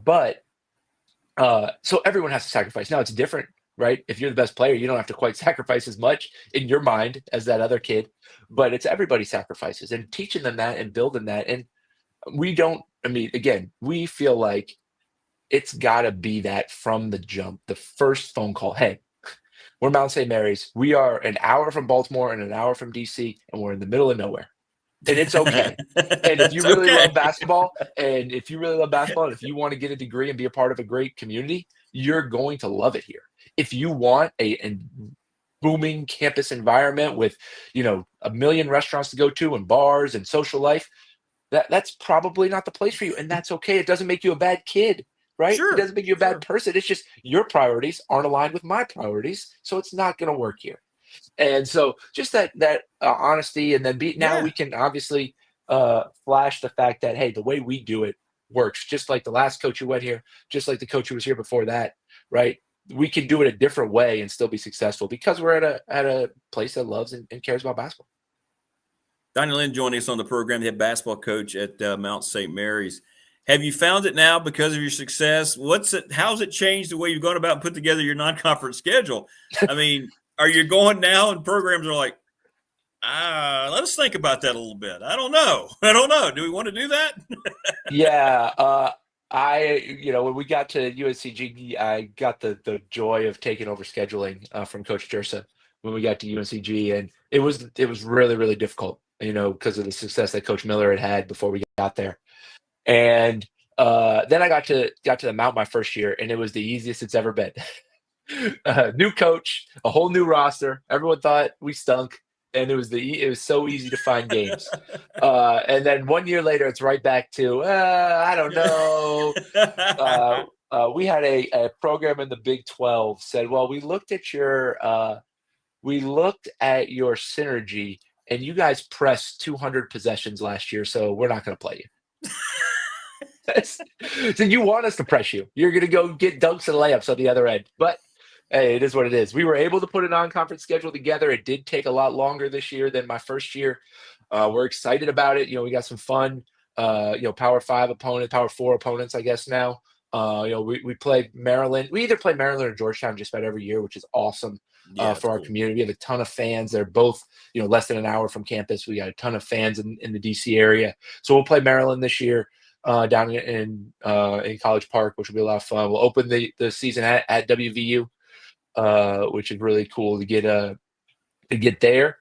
We go to Ohio, play Ohio State and Cincinnati, Oh, which will wow. be fun. Wow. Yeah, that'll be cool. And then one of the great parts about this job is there are a ton of 50-50-ish, like level teams that you can play in a home and home. So we've got, we play Loyola every year down in Baltimore. We're down there this year. We have a home and home with Bucknell. We always played St. Francis, PA back when we were in the NEC. And so this is our last year getting to play them before they go Division III. Yeah. But which is unfortunate. They're a good program and it was fun to keep that rivalry from the NEC together. But we'll have, unfortunately, the end of that. But we were able to put a really good schedule. Go to Drexel in Philly, which should be fun. Again, another place where the Mount has a long history. We got a great alumni base in Philly for a long time. Coach Phelan's from Philly. They recruited Philly really, really hard when they were really building the program here in the 50s, 60s, 70s. And so to go back there, our new president is from Philly. So we try to oblige him with a game in Philly. And are excited about that to start a series with Drexel. And we'll get them here the following year. So MAC, you play 20 league games. So we don't quite have as much flexibility with the non-conference schedule. We only get 11 games to find. So we worked really hard to find a challenging schedule for our guys, a good schedule that'll give our fans some good opportunities at home, as well as some fun trips and fun challenges on the road. So help us prepare us for MAC play, which is a heck of a league, super physical, guard dominant league.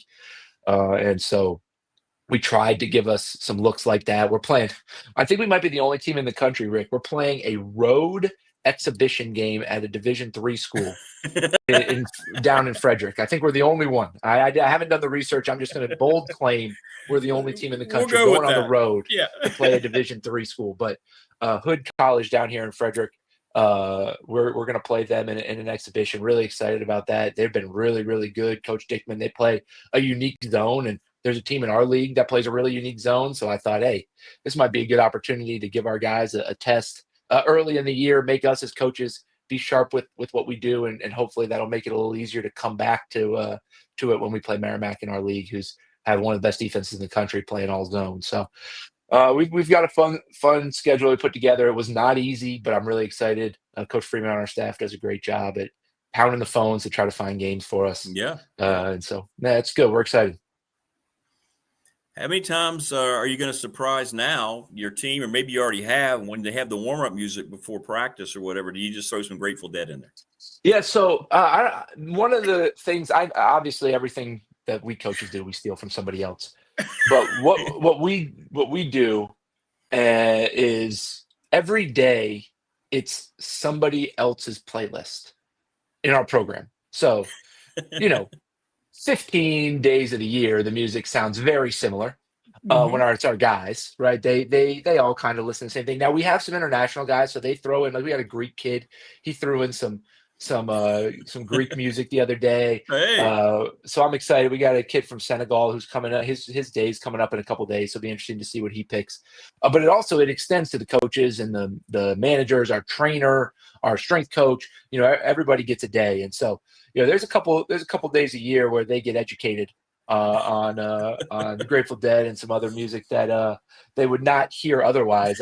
Most of them. And it's amazing, like whether it's my day, whether it's somebody else's day, when you walk into practice and it's your music playing, it's like you just smile and and it's always interesting because they'll, like I said, a lot of times the music will sound relatively similar because a lot of our guys have this, they're the same age, they listen to a lot of the same stuff, but there'll be a song that like catches you by surprise. We have a assistant coach who grew up in West Africa, and he came to the States and played in college here and went to college in Memphis. And we were playing, his music was up last year one day, and he had some like Afro beats music. And all of a sudden Walking in Memphis came on in his playlist. And I was like, I didn't see that one coming. But he's like, yeah, it reminds me of going to college in Memphis. He's got an adopted family there that took him in when he was in college. And so he has that song on his playlist to remind him of those people that he really loves. So it's cool, part of our program. I really want our guys to have the ability to be themselves and to not feel like they have to cookie cutter themselves into the same thing as everybody else. So it's just a way that they can show their personality. And so, yeah, they get to hear some things they don't always hear. Especially, we get to, our strength coach grew up on a farm in central Pennsylvania. And so, he plays some music that they're not too familiar with either, which is fun. Farming music, and I can only imagine how that's. Yeah. I can only imagine how that's received when the guys are going. But when you do it for everybody, they're okay with it, right? That's right. They might roll their eyes for a second, but then I say, well, hey, we listen to your music every day. Like he has to put up with that. He puts up with that every single day. You can give him 2 hours here of practice to listen to his stuff. Well, listen, man, it's great stuff, and I appreciate you stopping by. And hey, it never stops. I know you guys are always busy, and it's just always going now more than ever. That's a good thing for coaches, a good thing for players. But it's hard to believe, but it'll be here quicker than we think, right? You're going to be traveling for that exhibition game a lot faster than you think. No doubt. I'm trying to clear my schedule for October to get down there for the Hall of Fame. Working on it to see if we can get down there to see Coach Jones get inducted. Might be my first trip back to Radford in a long time, so that would be great. We'd love to be able to see everybody, but excited for what we're building. Hopefully we can do a little bit more preview-ish type stuff here coming up. And I think I'm supposed to tell people to like and subscribe, right? If you're listening, watching right now, like and subscribe. Subscribe doesn't mean you're paying for anything. Correct. It just means you get notification. It's free. You should like and subscribe to Big Dog Sports Talk. No better alert I get every morning at 6 a.m. than that Rick is live on YouTube. It's the best part of my morning. Well, we have a guy, right? When you do a live show, you get a guy from YouTube, right? And he sends you a report every week. So we're killing it in our metrics of views, viewing time, and watches. But, and then they go, by the way, you really need to get the subscriptions up. Thank you. Thanks for the backhanded support. We appreciate it. I know. We're trying. But spread the word. Maybe up there they'll have a whole new Mount community of subscribers. There we go. Hey, there's a lot. Like I said the other day, there's a lot of Virginia Tech fans up here. There's a lot of Virginia Tech license plate covers I see when I'm rolling through Frederick. So hopefully, that people stay on a little bit longer. Hear you talk about some sports in the New River Valley, and especially this time of year with Hokie football. I noticed your pick was not exactly right on Friday, but we won't talk about that. I felt good about it going into the fourth quarter. It was 10-8, but that quickly dissipated into, Yeah. And it is what it is. Hey, on to Saturday. On to Saturday. Come out. Thanks, Rick. All right, brother. Thanks a lot for stopping by. I'll have this up. Trust me, it's going to go up soon. I got to figure out. Absolutely. We'll talk soon. All right, man. My best to you and your fam. Take care. Thank you. All right, great stuff there from Coach Lynn. I love that. I mean, honesty. About this is what we got. This is who we are. This is what we got. Come here. You're going to get a certain way. Sorry about Mike Ashley. Mike is not going to be with us today. Mike, his internet is gone.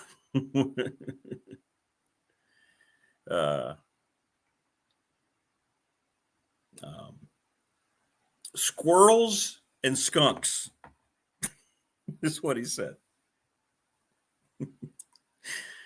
Only Mike. Squirrels and skunks. Gotta love it.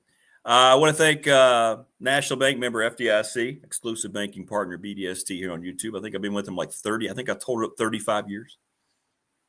Great folks. Also, thanks to the attorney, Ryan Pry, our BDST fan question of the week. We'll have another one on Monday. Thank you for all the answers. 37, I think I counted, if I'm not mistaken. 19 of you. The question was, if something does happen and Tech season goes the other way, who would you like to be the new head coach? And Matt Campbell, 19 of you. Matt Campbell, how about that? Little River Heating Air, 1095 Radford Street in Christiansburg. Go see Charles Lee and the gang. They're awesome. That's all I can say. They're awesome. Testimonial for people that I've dealt with. Awesome. We've been talking about Pulaski County Sports and Entertainment, presenting sponsor of this program. Thank you so much for that, and to all those wonderful folks. There's Tim Miller and Jonathan Sweet, great folks to work with. Mark Hundley over at McClellan Chiropractic here in Christiansburg. You don't even have to get popped by a doctor now. They have machines. So I think what I'm going to do is have the phone camera going one day, and I'm going to go over there and just film like a short. You can do video shorts and just have the machine and just have the volume turned way up so you can hear it just popping. It looked pretty cool though. And obviously Family Fencing Studios. We want to thank them for all of their wonderful support. 540-200-8294. Thanks to Jason Gray. He'll be if Jason, I don't know if he's there tonight. He usually checks in on the text line. I wonder if which game he's at. He's a high school football official. I wonder where he's at tonight. Hit us up in the McClellan Chiropractic chat room. Thanks to Coach Lynn. Isn't that just a guy, if you were a high school kid like that, you just want to go play for? Jen, the Gamecock Girl, going to join us here momentarily with our picks. David says, do you mean actual animal foxes or foxes like Selma? I wish I meant, tell you what, Dave, if I went out there in the evening, like last night, it was almost, I think it was a full moon here. It was so bright, and you can hear when you hear the foxes, you can hear them outside when the windows are open. They have that kind of a faint bark. If you've heard a fox, you know what I'm talking about. I would love to go out there hearing that sound and see a bunch of Selma Hayeks running around. That would be great. I wouldn't be complaining. Oh, look, the Selmas are here. But foxes, one night I went out in the yard, and you've met Balboa Creed, the rescue kitty, and his dominion is the yard. Right? I mean, he stands there proud, like, yeah, don't be messing with my yard. And he's just sitting there, and these foxes are all over the place. I'm thinking, and you know what? Foxes are huge. They're long. So I don't know. I didn't realize that we had such a fox population increase, but I had not seen them here in Reiner for years. I don't know if you see them in Blacksburg, Christiansburg. Let me know. But they're all over the place here in Reiner. I about hit one the other day just driving to work after the show. They're just all over. I had no idea. But Balboa Creed is very proud of his. He's not going to shy away. He's not going to leave his yard while they're running around. You know, he doesn't go out and start the confrontation, but he's like, I'm here. I know you're bigger than me, but I'm not going anywhere. You know, proud of him for that. He doesn't run. He doesn't try to run in to the house because there's foxes out there. But no, it's not that kind of dude. Rodney says skunks can drill some holes. Apparently so. Mike's frustrated because apparently he didn't get to watch much of his game last night and tried to watch on his phone. And now he's got no internet or electricity today. So there you go.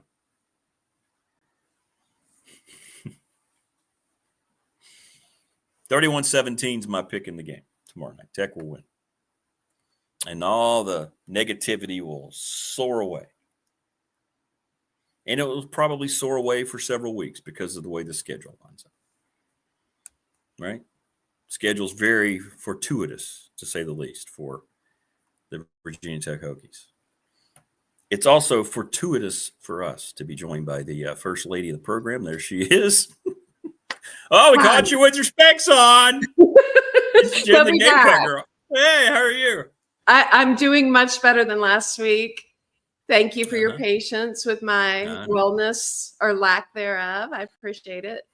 I didn't know what to do starting a college football season without you. I was sitting here. I'm like, I should have just ended the show. I can't go on. Yeah, but no, I trudged through the picks all by myself. Boy, that's no fun. That's no fun. I'm sorry. I really wanted to do it, but my voice sounded kind of like this, and I didn't think you would want that. No, it may have been hot. I kind of would have liked that. I don't know how hot it was. I was carrying around a box of Puffs tissues to and from the game in Atlanta. I did go to the game. Yeah, you went to the game. Yeah. I had to go to the game. I had a ticket. I had to go. Yeah, I had to go to the game. How was your time there, sick girl? Actually, I had a really nice time, and I'll tell you, of course, the outcome was what I'd hoped for, but the game itself, it was really nice. I mean, it was such a great venue, and the Hokie fans, very pleasant.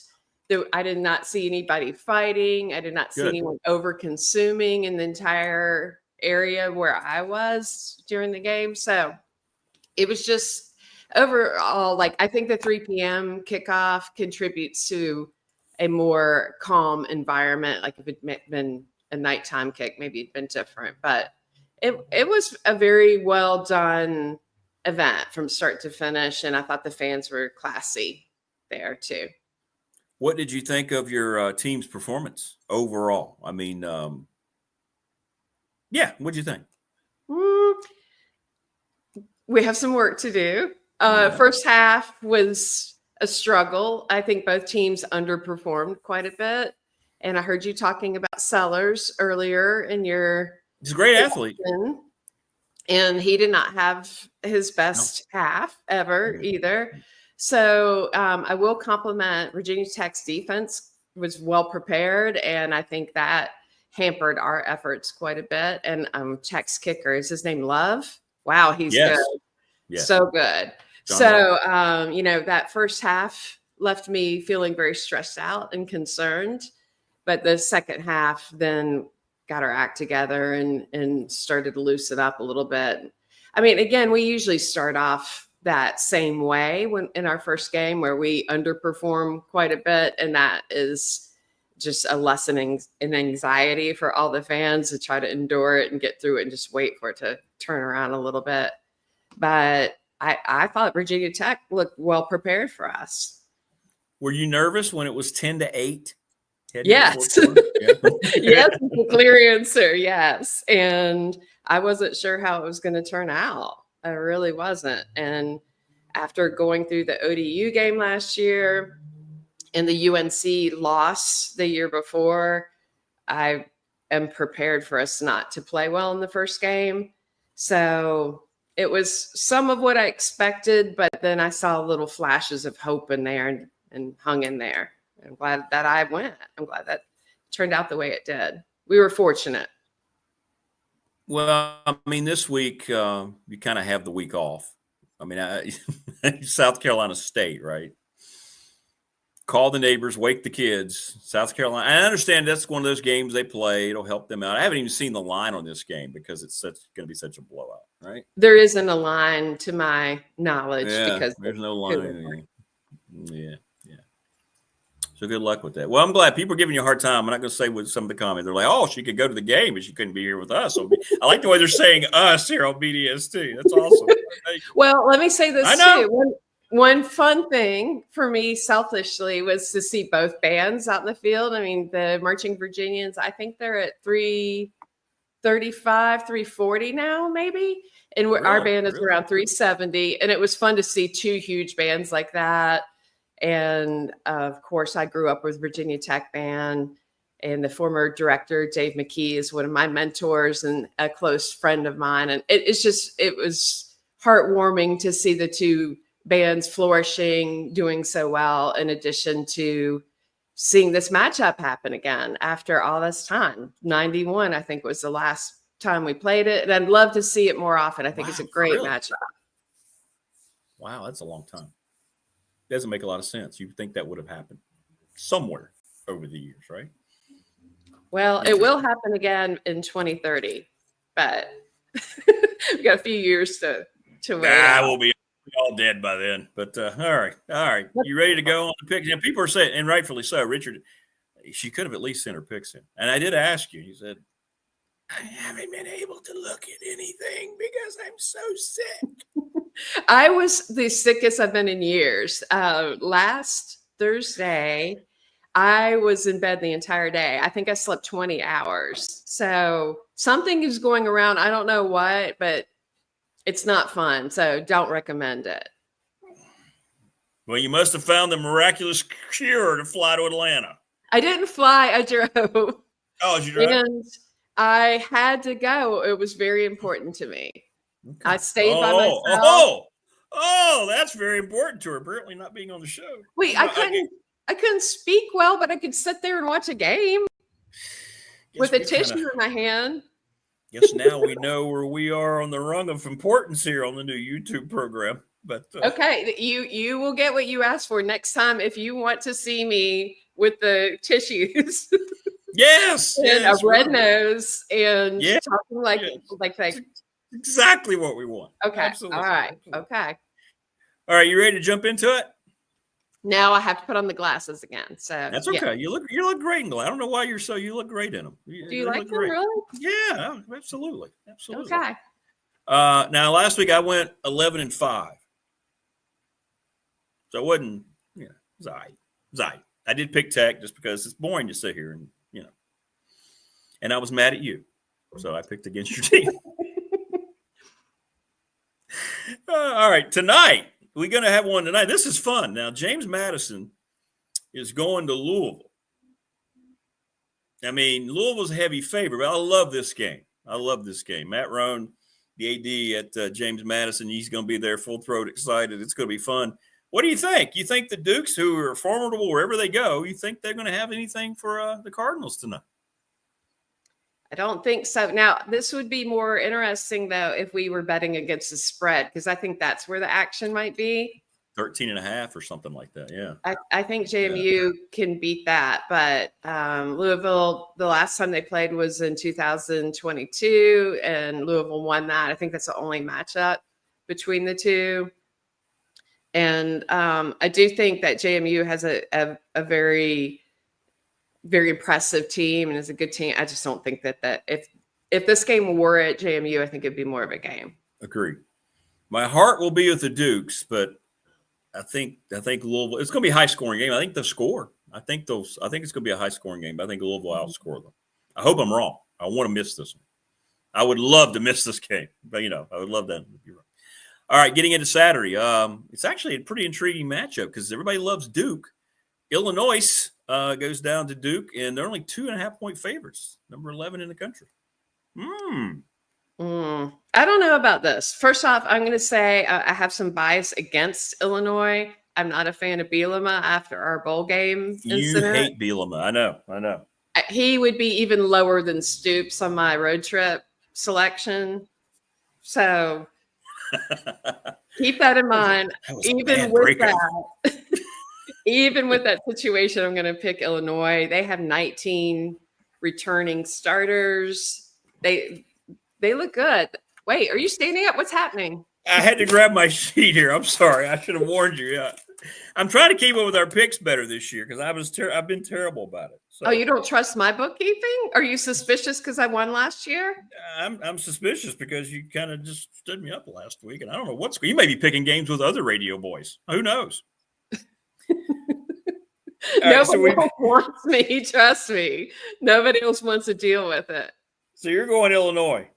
I am. I'm going Duke at home. Okay. Well, I'm noting it also, just so you see. I'm also noting it, and you can trust me. Oh, okay. Well, that's good. I forgot. Yeah, you're right. I don't need to write this down. Yeah, you got it. I'm going Duke. Suspicious about it. Although, wait, quick time out. Yeah. Don't think I didn't hear that show last week and hear you pick the Hokies to win our game. I did. I picked them, and I'll stand by it. It's boring. And they were right there. It was 10-8. It wasn't so far off as people thought, right? They were right there. Mm-hmm. And I don't think Lenore Sellers is that great of a quarterback. You keep saying that. Okay. He's a great athlete. He's a big guy. He can run, but is he a great quarterback? I can't believe you compare Pavia to him. Pavia's like 5'9". I know he is. He's scrappy. He's a good quarterback, but he's not Lenoris. Okay. We'll see. Okay. We'll see. We'll be following that. Let's see how the seasons go for the two of them. Iowa and Iowa State. This is always a fun game. Big rivalry. Matt Campbell's got his team off to a great start, 2-0. Iowa, it's going to be a slugfest. This could be like a 9-6 game when it's all over with, right? That's interesting you said that because I noted that the winner of this game, 5 out of the last 6, has scored 20 points or fewer. So there you go. I think Iowa State has a nice spark right now. They look kind of good. Iowa doesn't seem to have as much going on right now. I'm taking Iowa State at home. I am too. I like Iowa State. So apparently the Tech people, if something happens with Britt Prod, they want him to be the next head coach here. Matt Campbell, good coach. Great old rivalry that's nice to see back on the schedule. Baylor and SMU. Smoo at home. I was wondering if you're going to bring up the Smoo. Got to bring up Smoo. I swear I never went out with her again. Oh, who's playing Smoo? What do you... Sorry. Okay, well, that said, I'm going to take Smoo. I think it's kind of a toss-up game, and I like Smoo at home. I'm going with Smoo as well. I love Smoo. We love me some Smoo. Sarah, if you're watching, call us up and get on the. We'll talk some Smoo. That was her name. Non-conference game. It's weird. Shows you how poor the ACC is scheduled. UVA going to NC State to play because the ACC never lets them play in the regular season, so they just picked up a game outside of conference. I'm not sure about – I don't know. I've been back and forth on this. NC State has lost 3 of their last 4 really big games at home. And they're typically not very dependable, but I'm going to go NC State anyway. I'm going to go with the Cavs on the road. Go Cavs. I like what I saw. I did see some of the Coastal game, and it's a big year for them. And I'm just not impressed with NC State. So many years they're picked to do something, and I didn't think they looked great in their opener, to be honest with you, at home. So we'll see. Non-conference game, UVA wins. All right, UConn and Syracuse, and I know you probably got this going. Why are you doing that? Who cares? Well, it's a close spread, right? It's a really close spread, and it's kind of it could be tricky. Could be trickier for the home team than people think. It could be. I met some nice Syracuse fans at the hotel who were there for the Tennessee-Syracuse game in Atlanta right before our game. And maybe I'm a little sympathetic to their cause. They did get demolished by Tennessee, but I think they'll have enough for UConn. Yeah, I think they're going to win Syracuse. Their defense is going to be pretty good by Tennessee. But at home, UConn will be formidable. It won't be a blowout. What is it, 6.5 points? So there you go. There you go. Here we go now. By the way, I'm still getting people telling me when I just walk up, people tell me how much they love in the new show. They go back to your segment where you rank the coaches in first dateability, first drive, whatever it was, road trip, and they always reference that. So you need to do more of that stuff. But anyway, okay, I like that kind of content, as you know. It was great. It was great. Well, take us through how you – now this, for you, this is a mismatch in terms of, the road trip because where you had Lane Kiffin and where you had Mark Stoops is just – so I'm guessing you're going with an Ole Miss blowout here based on your own chart. Well, there is a bit of bias at work potentially, but yes, Ole Miss for the win. But remember, Bielema is even lower than Mark Stoops, so. Oh, that's right. He is just like my number one most vile choice right now. Yucky McYuck. And you and him were just so close just a few years ago. I hate that. No, Stoops is better than Bielema. That's saying something. Kansas and Missouri. Wait. Old rivalry. Did you pick Ole Miss? Yeah. I'm sorry. Yeah, Ole Miss easy. Okay. Ole Miss. Kansas and Missouri. Missouri 6.5-point favorites. Kansas 2-0. They beat up on a couple of not so good teams. Jalen Daniels is a heck of a coach, a heck of a quarterback. But what do you think? Missouri at home, always tough? I think yes. I think Missouri wins, but Kansas covers. I'm going Missouri at home. UCLA. At UNLV. Remember that? Well, you weren't here, but I remember you. How could I forget? You wasn't here. I said they would lose by 3 or 4 touchdowns to Utah. They lost 43-10. This is a bad football program led by a bad coach with an AD with no vision. UNLV will win this football game. UCLA may go for the year. Well, keep an eye on that. I'm serious about that. They may not win a game. Well, I'm going to take UCLA. I'm going to try it. Am I going to regret that? You're going to regret that. I'm sorry. Go ahead and put down an X beside that pick. Well, I just figure UNLV's not Utah. Utah's good. I don't know what UNLV has. I'm not sure about Dan Mullen out there yet. I think I just haven't. UCLA looked completely low. They look like the Cowboys defense last night without Micah Parsons out there. Now this is interesting to me. Mounties.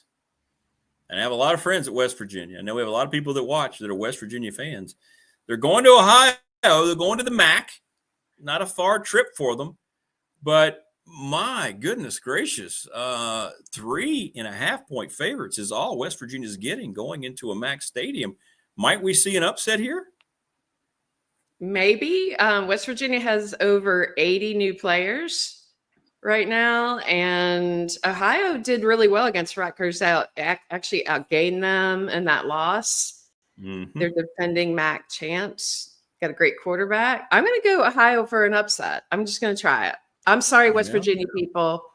It's not anything personal. I just think it might be the right time. I'm going to go with the Mounties in the game, but I think you're right. It could happen. I wouldn't be a bit surprised. Bill Belichick, whatever that was on Monday night, that ain't it. Going to Charlotte, they're 13.5-point favorites against the 49ers. Now, clearly they have much more talent. They're not going to lose to their in-state rival, right? Nah. I don't think so. It is getting a lot of buzz down here, and people like it for a potential betting pick, but more against the spread rather than an outright win. I mean, 49ers struggling a little bit. They just don't have enough offense. I don't know. I don't think this is the time for them. They look bad against App State. And if they couldn't do anything with App State. Now, if Carolina were going to Boone, take on the Mountaineers, I would pick App State. I think they'd beat Carolina. I really do. But I don't think Charlotte is the same type of moxie. But I'm telling you, as much as we've been talking about what happens if Tech goes to 0-2, if they lose tomorrow night, you imagine Bill Belichick goes to Charlotte. I don't think it's going to happen. Can you imagine if they lose that game after what happened on Monday? Woo. And by the way, now I'm thinking about the road trip scenario with Belichick. Short week. He'd be low too. I think he'd be underneath Stoops. I don't know. Poor Jordan. I don't know how she gets through that. He does not look good.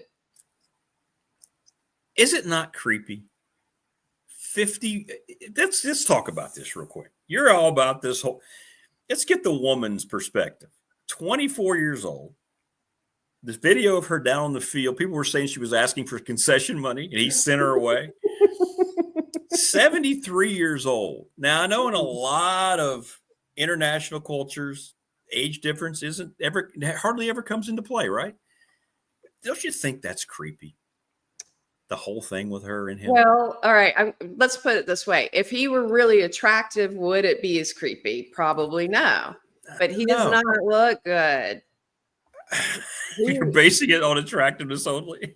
But I mean, I'm saying that's a big factor. Like, it's two things. It's the age and the way he looks. And his persona is it's horrible, isn't it? Isn't it it's just like, all right, how old is Pete? Let's use this example. How old is Pete Carroll?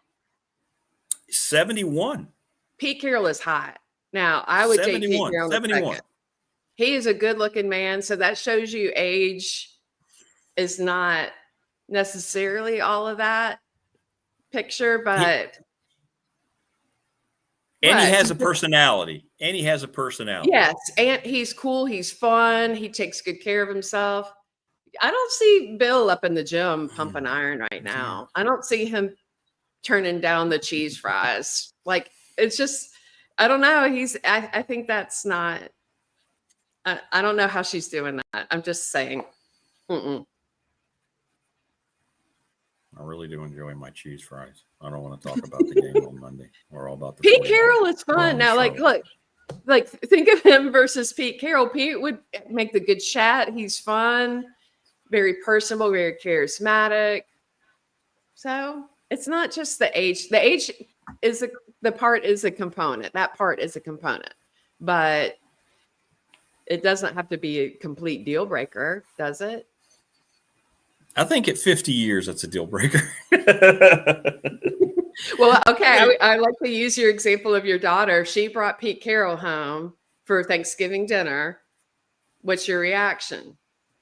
Depends on how much money he would bribe me with that I wouldn't shoot him. Okay. But that you would be more receptive to him than you would Belichick. I still think it'd be creepy. I'd be asking, why are you 71-year-old dude? Why are you hanging out? No, I just think you're skipping about 7 generations there. It would definitely be better for him to have somebody like even 15 years younger, 20 years, don't you think? Yeah. But Yeah.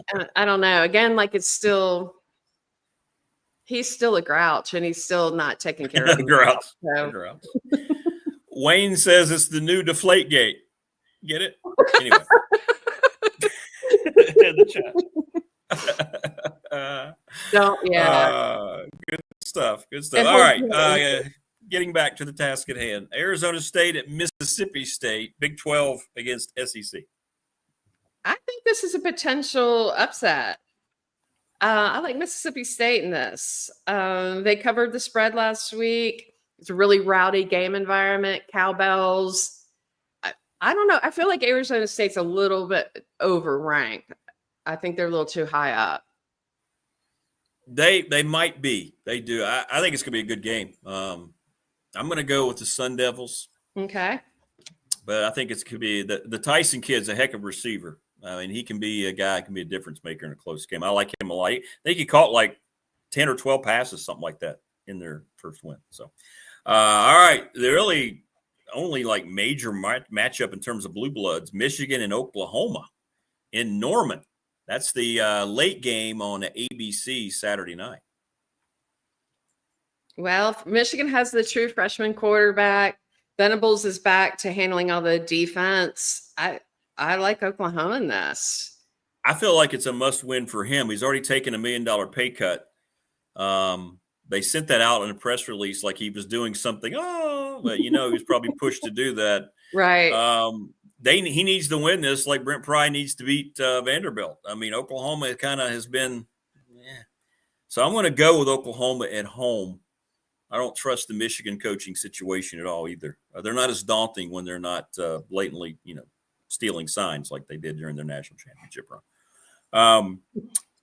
Now here's one that I've become we just throw out a little grenade like that, like you just toss the grenade out, and you're like, okay, in the next game. Well, they did. They cheated. There was no way they could get around it. They got nailed for cheating. And all the Michigan people are like, no. And what's wrong with that? It's kind of like Patriots fans. You think about Belichick, 3 of his Super Bowls, he got caught cheating, right? People forget about that. They filmed the Rams. They admitted it. They filmed the Eagles. They admitted it, right? And then they had Deflategate. So who knows how many other teams they filmed? You've got a point. I mean, there's nothing wrong with trying to get a jump on the competition. That's what I've done with Jordan. Ha ha ha ha. That's the hardest Bill Belichick ever laughed, by the way. Ha ha ha. That's a very funny joke. Sorry about my cough. See, that was evidence I really am sick. Or was. Jordan, I like the fact you smell like strawberries, Jordan. Now get off the sideline. All right, Boston College, Michigan State. Sparty at home against the Eagles. Bill O'Brien. Yeah, what do you think? I'm going Michigan State. They've won their last 9 September games as a favorite. They're usually pretty solid in September. I'm going for the ACC upset on the road. Bill O'Brien's going to take BC into Sparty and win that game. That's the NBC 7:30 game on Saturday night. The Lonergan kid's a good quarterback. That's why he got rid of Castellanos. He didn't like Castellanos. Now, Castellanos looked great, Tallahassee. But I think BC is going to pull wild. Out. I haven't even gotten to talk to you about that game. Yeah, we have to. We will. We'll do that. We'll do that. We got some time. You jumped on early, so there you go. San Diego State at Washington State. And trust me, the only reason this is on here is because really the slate of games aren't great overall. And this is a close point spread. It was like, you see what it is now. When I put this on here, it was a 1-point spread. It's 1.5, I think. Where is it now? I think 1.5 for Washington so there you go. State. Yeah. All right. What you got? I'm going to go Washington State. I didn't spend a lot of time on this because you know how I feel about these West Coast teams, but I'm gonna take them. I did just enough to make a pick. I love the way they keep trying to sell this as the Pac-12. It's just, come on.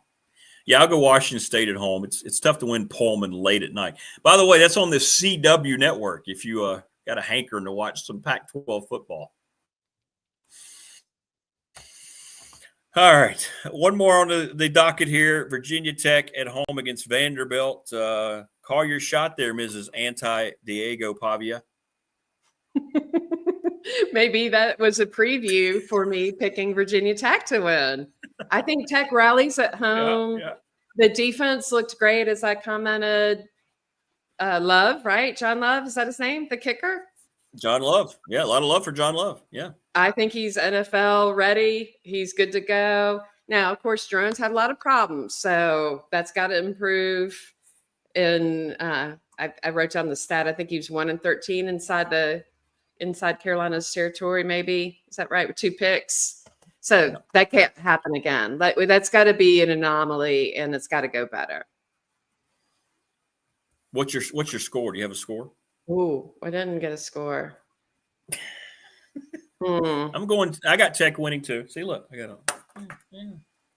Okay, like nice. Old helmet. That's from Richie Davis. 31-17. Right. Is Richie your Bill Belichick? Check yes or no. Well, he's the BDST legal counsel, so I have to say yes. Mm-hmm. I think he's a little bit of your sugar daddy. Yeah, he is. Yeah, there you go. Yeah, I like that. He wanted us to mention the Roanoke College game, by the way. Good luck to Coach Steinspring tomorrow. The first regular season game. That's awesome. They've got Lynchburg University of Virginia. I mean, I don't know who the hell that is, but hey, good luck to Roanoke College tomorrow. Did Richie go there? He must have.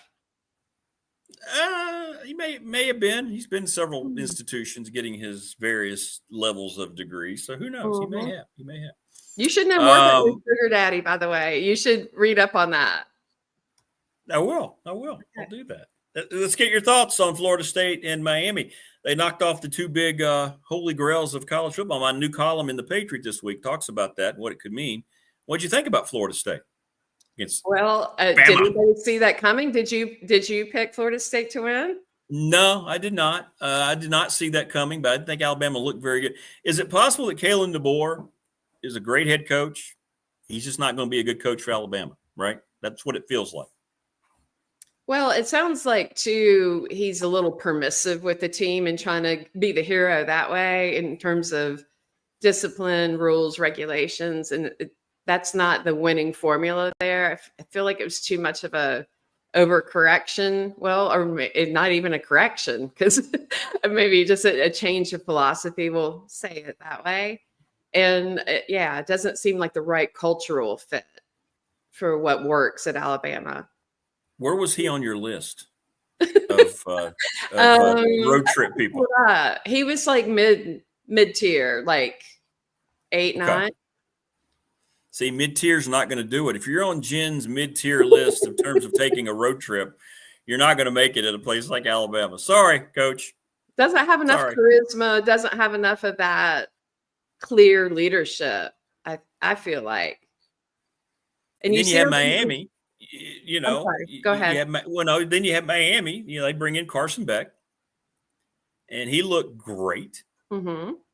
And what do you think? I'm not going to jump on this whole Miami's back or Florida State's back, based on one game, but that was a big step for the ACC to get those 2 wins, right?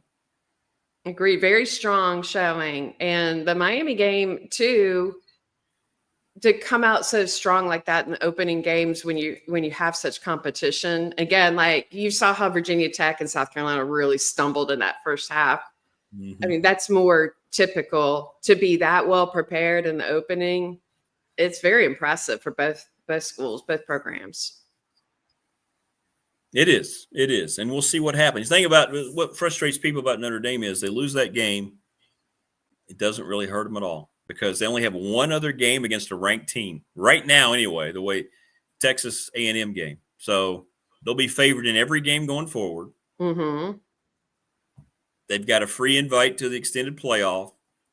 So they can lose that game and go, all right, okay, that's fine. We're Notre Dame. Well, a lot of the South Carolina fans have been saying the same about Clemson, that they can take those hits and it's not huge. Their loss against LSU at home, it was like losing to us, and they still went to the ACC championship game. So.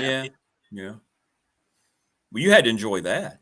You had to enjoy that, right? I enjoyed beating them, but I didn't enjoy them that they got to go to the championship game and then go to the playoffs. No, I mean, you had to enjoy LSU going down there and beating them, right? Well, yeah, that, of course, yes. By the way, what's a catch in college football, by the way? Because oh gosh, that was frustrating. I'm still mad about that. It was a touchdown in your game. It was a touchdown in the Clemson game. It doesn't matter to me if you're catching the ball and you've taken 3 or 4 steps and you hit the ground and then you're out of bounds. Yes. Right. You've left the field of play. It shouldn't matter what happens to the football. And there was an example in our game against LSU at home, which you know how I feel about that too last year. Yes. In my opinion, we should have won. And that catch was exactly the same, that LSU caught it, depending on the current interpretation. And it was counted then. So like it's very upsetting to Gamecock fans. I don't know. It does seem like a little bit of home cooking sometimes. How many steps did your guy take? Was that Harbor too? Who was it? It was Harbor. And I think it was 3 steps. I'd have to look at it. It was 3 steps, and he has the ball. He's got those huge hands. The ball wasn't moving. He has it. He rolls out of bounds, and then the ball – and then I just don't understand how once you're out of bounds it matters. You know? Yes. That's like what happens. That's called out of bounds. You're not in play. It's like if a quarterback throws the ball, misses a receiver, and somebody on the sidelines catches it, he's out of bounds. This means he can take off running for the end zone. Yes. And I don't know. Stupid. There's been a lot of discussion on the radio here about that, of course, and we've been upset about it all week. So I don't know. I find it to be very, very frustrating. Tech fan can sympathize. They've had 2 big catches taken. Danny Cole caught the ball. They caught the ball. They beat Miami. They caught the ball. That's true too. Those were catches, and both were catches. I sit there at your game, and I'm going, how can they rationalize taking that away? It makes no sense. If you've hit the ground in college football, you're down as opposed to the NFL. Right? You can hit the ground in the NFL and not be touched. So it makes sense. In college football, you still don't have to be touched. When you hit the ground, you can't get up and run again. So he has the ball out. He takes 3.5 steps. He's out of bounds when he hits the ground, and then the ball comes out. What are we doing? What's a touchdown? I don't know. Like, and again, I feel like this is a credit to the crowd that was there, because maybe in a different environment, that would have been kind of inflammatory with the crowd, but everybody was upset where I was. And of course I was around a lot of Gamecock people, but nobody like did anything dumb or flipped over a whole big popcorn or drinks or threw a beer or anything like that. So, but frustrating all the same. Well, it's good to have you back. Fridays go so much better when you're here. Thank you. Thanks for having me back. And thanks for making me feel better about my glasses transition in life. You look great in the glasses. Don't worry about that. Yeah. Okay. You look fine. You look fine. I'm trying to get used to it, how that goes. So you always spread a little sunshine as we head into our weekend. It makes me feel happy. Thank you.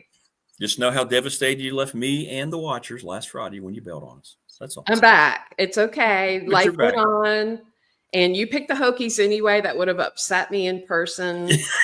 You would have been upset, wouldn't you? Yeah. I was saved from that. Although I did watch it while I was here at home, and I was thinking, okay, didn't see that coming. All right. On the text line, Wayne says, Hokie bird, greater sign than cocky. Whoa. Just saying. I think Hokie bird, one thing that makes me bummed out about him is he doesn't have a name. He's Hokie bird. It's so generic. At least cocky has a name. Yeah. I like fighting gobblers. I will always like fighting gobblers better than Hokies. Sorry. But he needs a little name like Henry the Hokie bird or Hank, or Henry was my dad's name. So maybe that's, again, a little personal bias. But I feel like it's kind of impersonal. No? Like, what if you were like the radio host? That's not. That's what I'm going to do next week. See, by the way, our listener said I should put something up every week. So I got Secret Agent this week. I had griller of steak yesterday. Maybe I'll do that. I'll put the radio host next week on the my little tagline. Hey, by the way, look at this. Check this out. This is from Zach Helton, the voice of Bluefield Okay, State. now I got to put the glasses back on. Yeah, because I want to get your fashion take. He sent me this, by the way. Go Big Blue tomorrow against Concord. Nice. Huh? Look at that. Very nice. Isn't that cool? Have you tried it on yet? No, I have not. Isn't that cool though? That looks good. That's an actual game jersey. Thanks. That's a nice jersey. Isn't that nice? Yeah. There you go. It You is see, nice. and you have jerseys back there. I see your who is that? See, that's Connor Shaw. Yeah. Yeah, that's my Connor Shaw one. Your Connor Shaw jersey. I've got Clowney, Lattimore, George Rogers. I know. The George Rogers corner is quite nice. I have a lot of George Rogers memorabilia back there. Yeah. Heisman Trophy winner. Yeah. I have a Gamecock Garnet and Black pool table. Yes, also, you do. And yes, with Gamecock Garnet and Black pool balls. So it's fun here. It is. It's fun at Jen's. It's fun. It's fun time. You got a big tailgate for tomorrow for the big South Carolina State game? Not big. We're going lower key. We'll save the juice for next week when we play Vanderbilt here. That's right. Diego Pavia. Oh, we're going to find out head to head. Oh, boy. Yes, and I'm hoping that you all wear them out. So please continue to drive them down. Well, take care of business. Good to have you back. Have fun tomorrow night. I don't think you'll have any worries on the scoreboard. So have fun, and we'll see you again next week. All right. Thank you. Go Gamecocks. Can I say Go Cox on here on YouTube? Yeah, absolutely. Yeah. YouTube, there's no rules, by the way. Okay. Then Go Cox. Yeah. Say what you want to say. All right. Have fun, girl. Be good. Glad you're better. Glad you're better. Thank you. Don't like it when you're sick. There you go. Jen the Gamecock Girl joining us. Good stuff. All right. Thanks to everybody for joining us. Thanks again to all of our wonderful sponsors here on the program in our Family Fencing Studios. Thanks to Mark Hundley, McClellan Chiropractic for our chat line. Thanks to the attorney, Ryan Pry, for our fan question of the week, Little River Heating and Air. Thanks to them. And obviously the National Bank, member FDIC, the exclusive banking partner of BDST. And thank you so much to Pulaski County Sports and Entertainment. We'll continue to let you know all the great things going on there. And also, we have another big sponsorship announcement on Monday. That's right. So we'll have that. Enjoy the games this weekend. Thank you so much. Please like and subscribe. Go. Tell people it's free. We got to get 500 here soon. We're getting close to 4, which is amazing, but we need to get to 500. So please take us there. Everybody have fun. Thanks for making sure. You realize we're finishing 4 weeks here on YouTube? It's hard to believe. Chris Kinzer on Monday, by the way. Yep, Chris Kinzer will be here, the former Virginia Tech place kicker. Don't want to miss that. Take care, everybody. Thanks for watching. Have a great weekend. Have fun tomorrow night, those of you going to the game. Tech 31, Vanderbilt 17. We'll see you on Monday. Have a great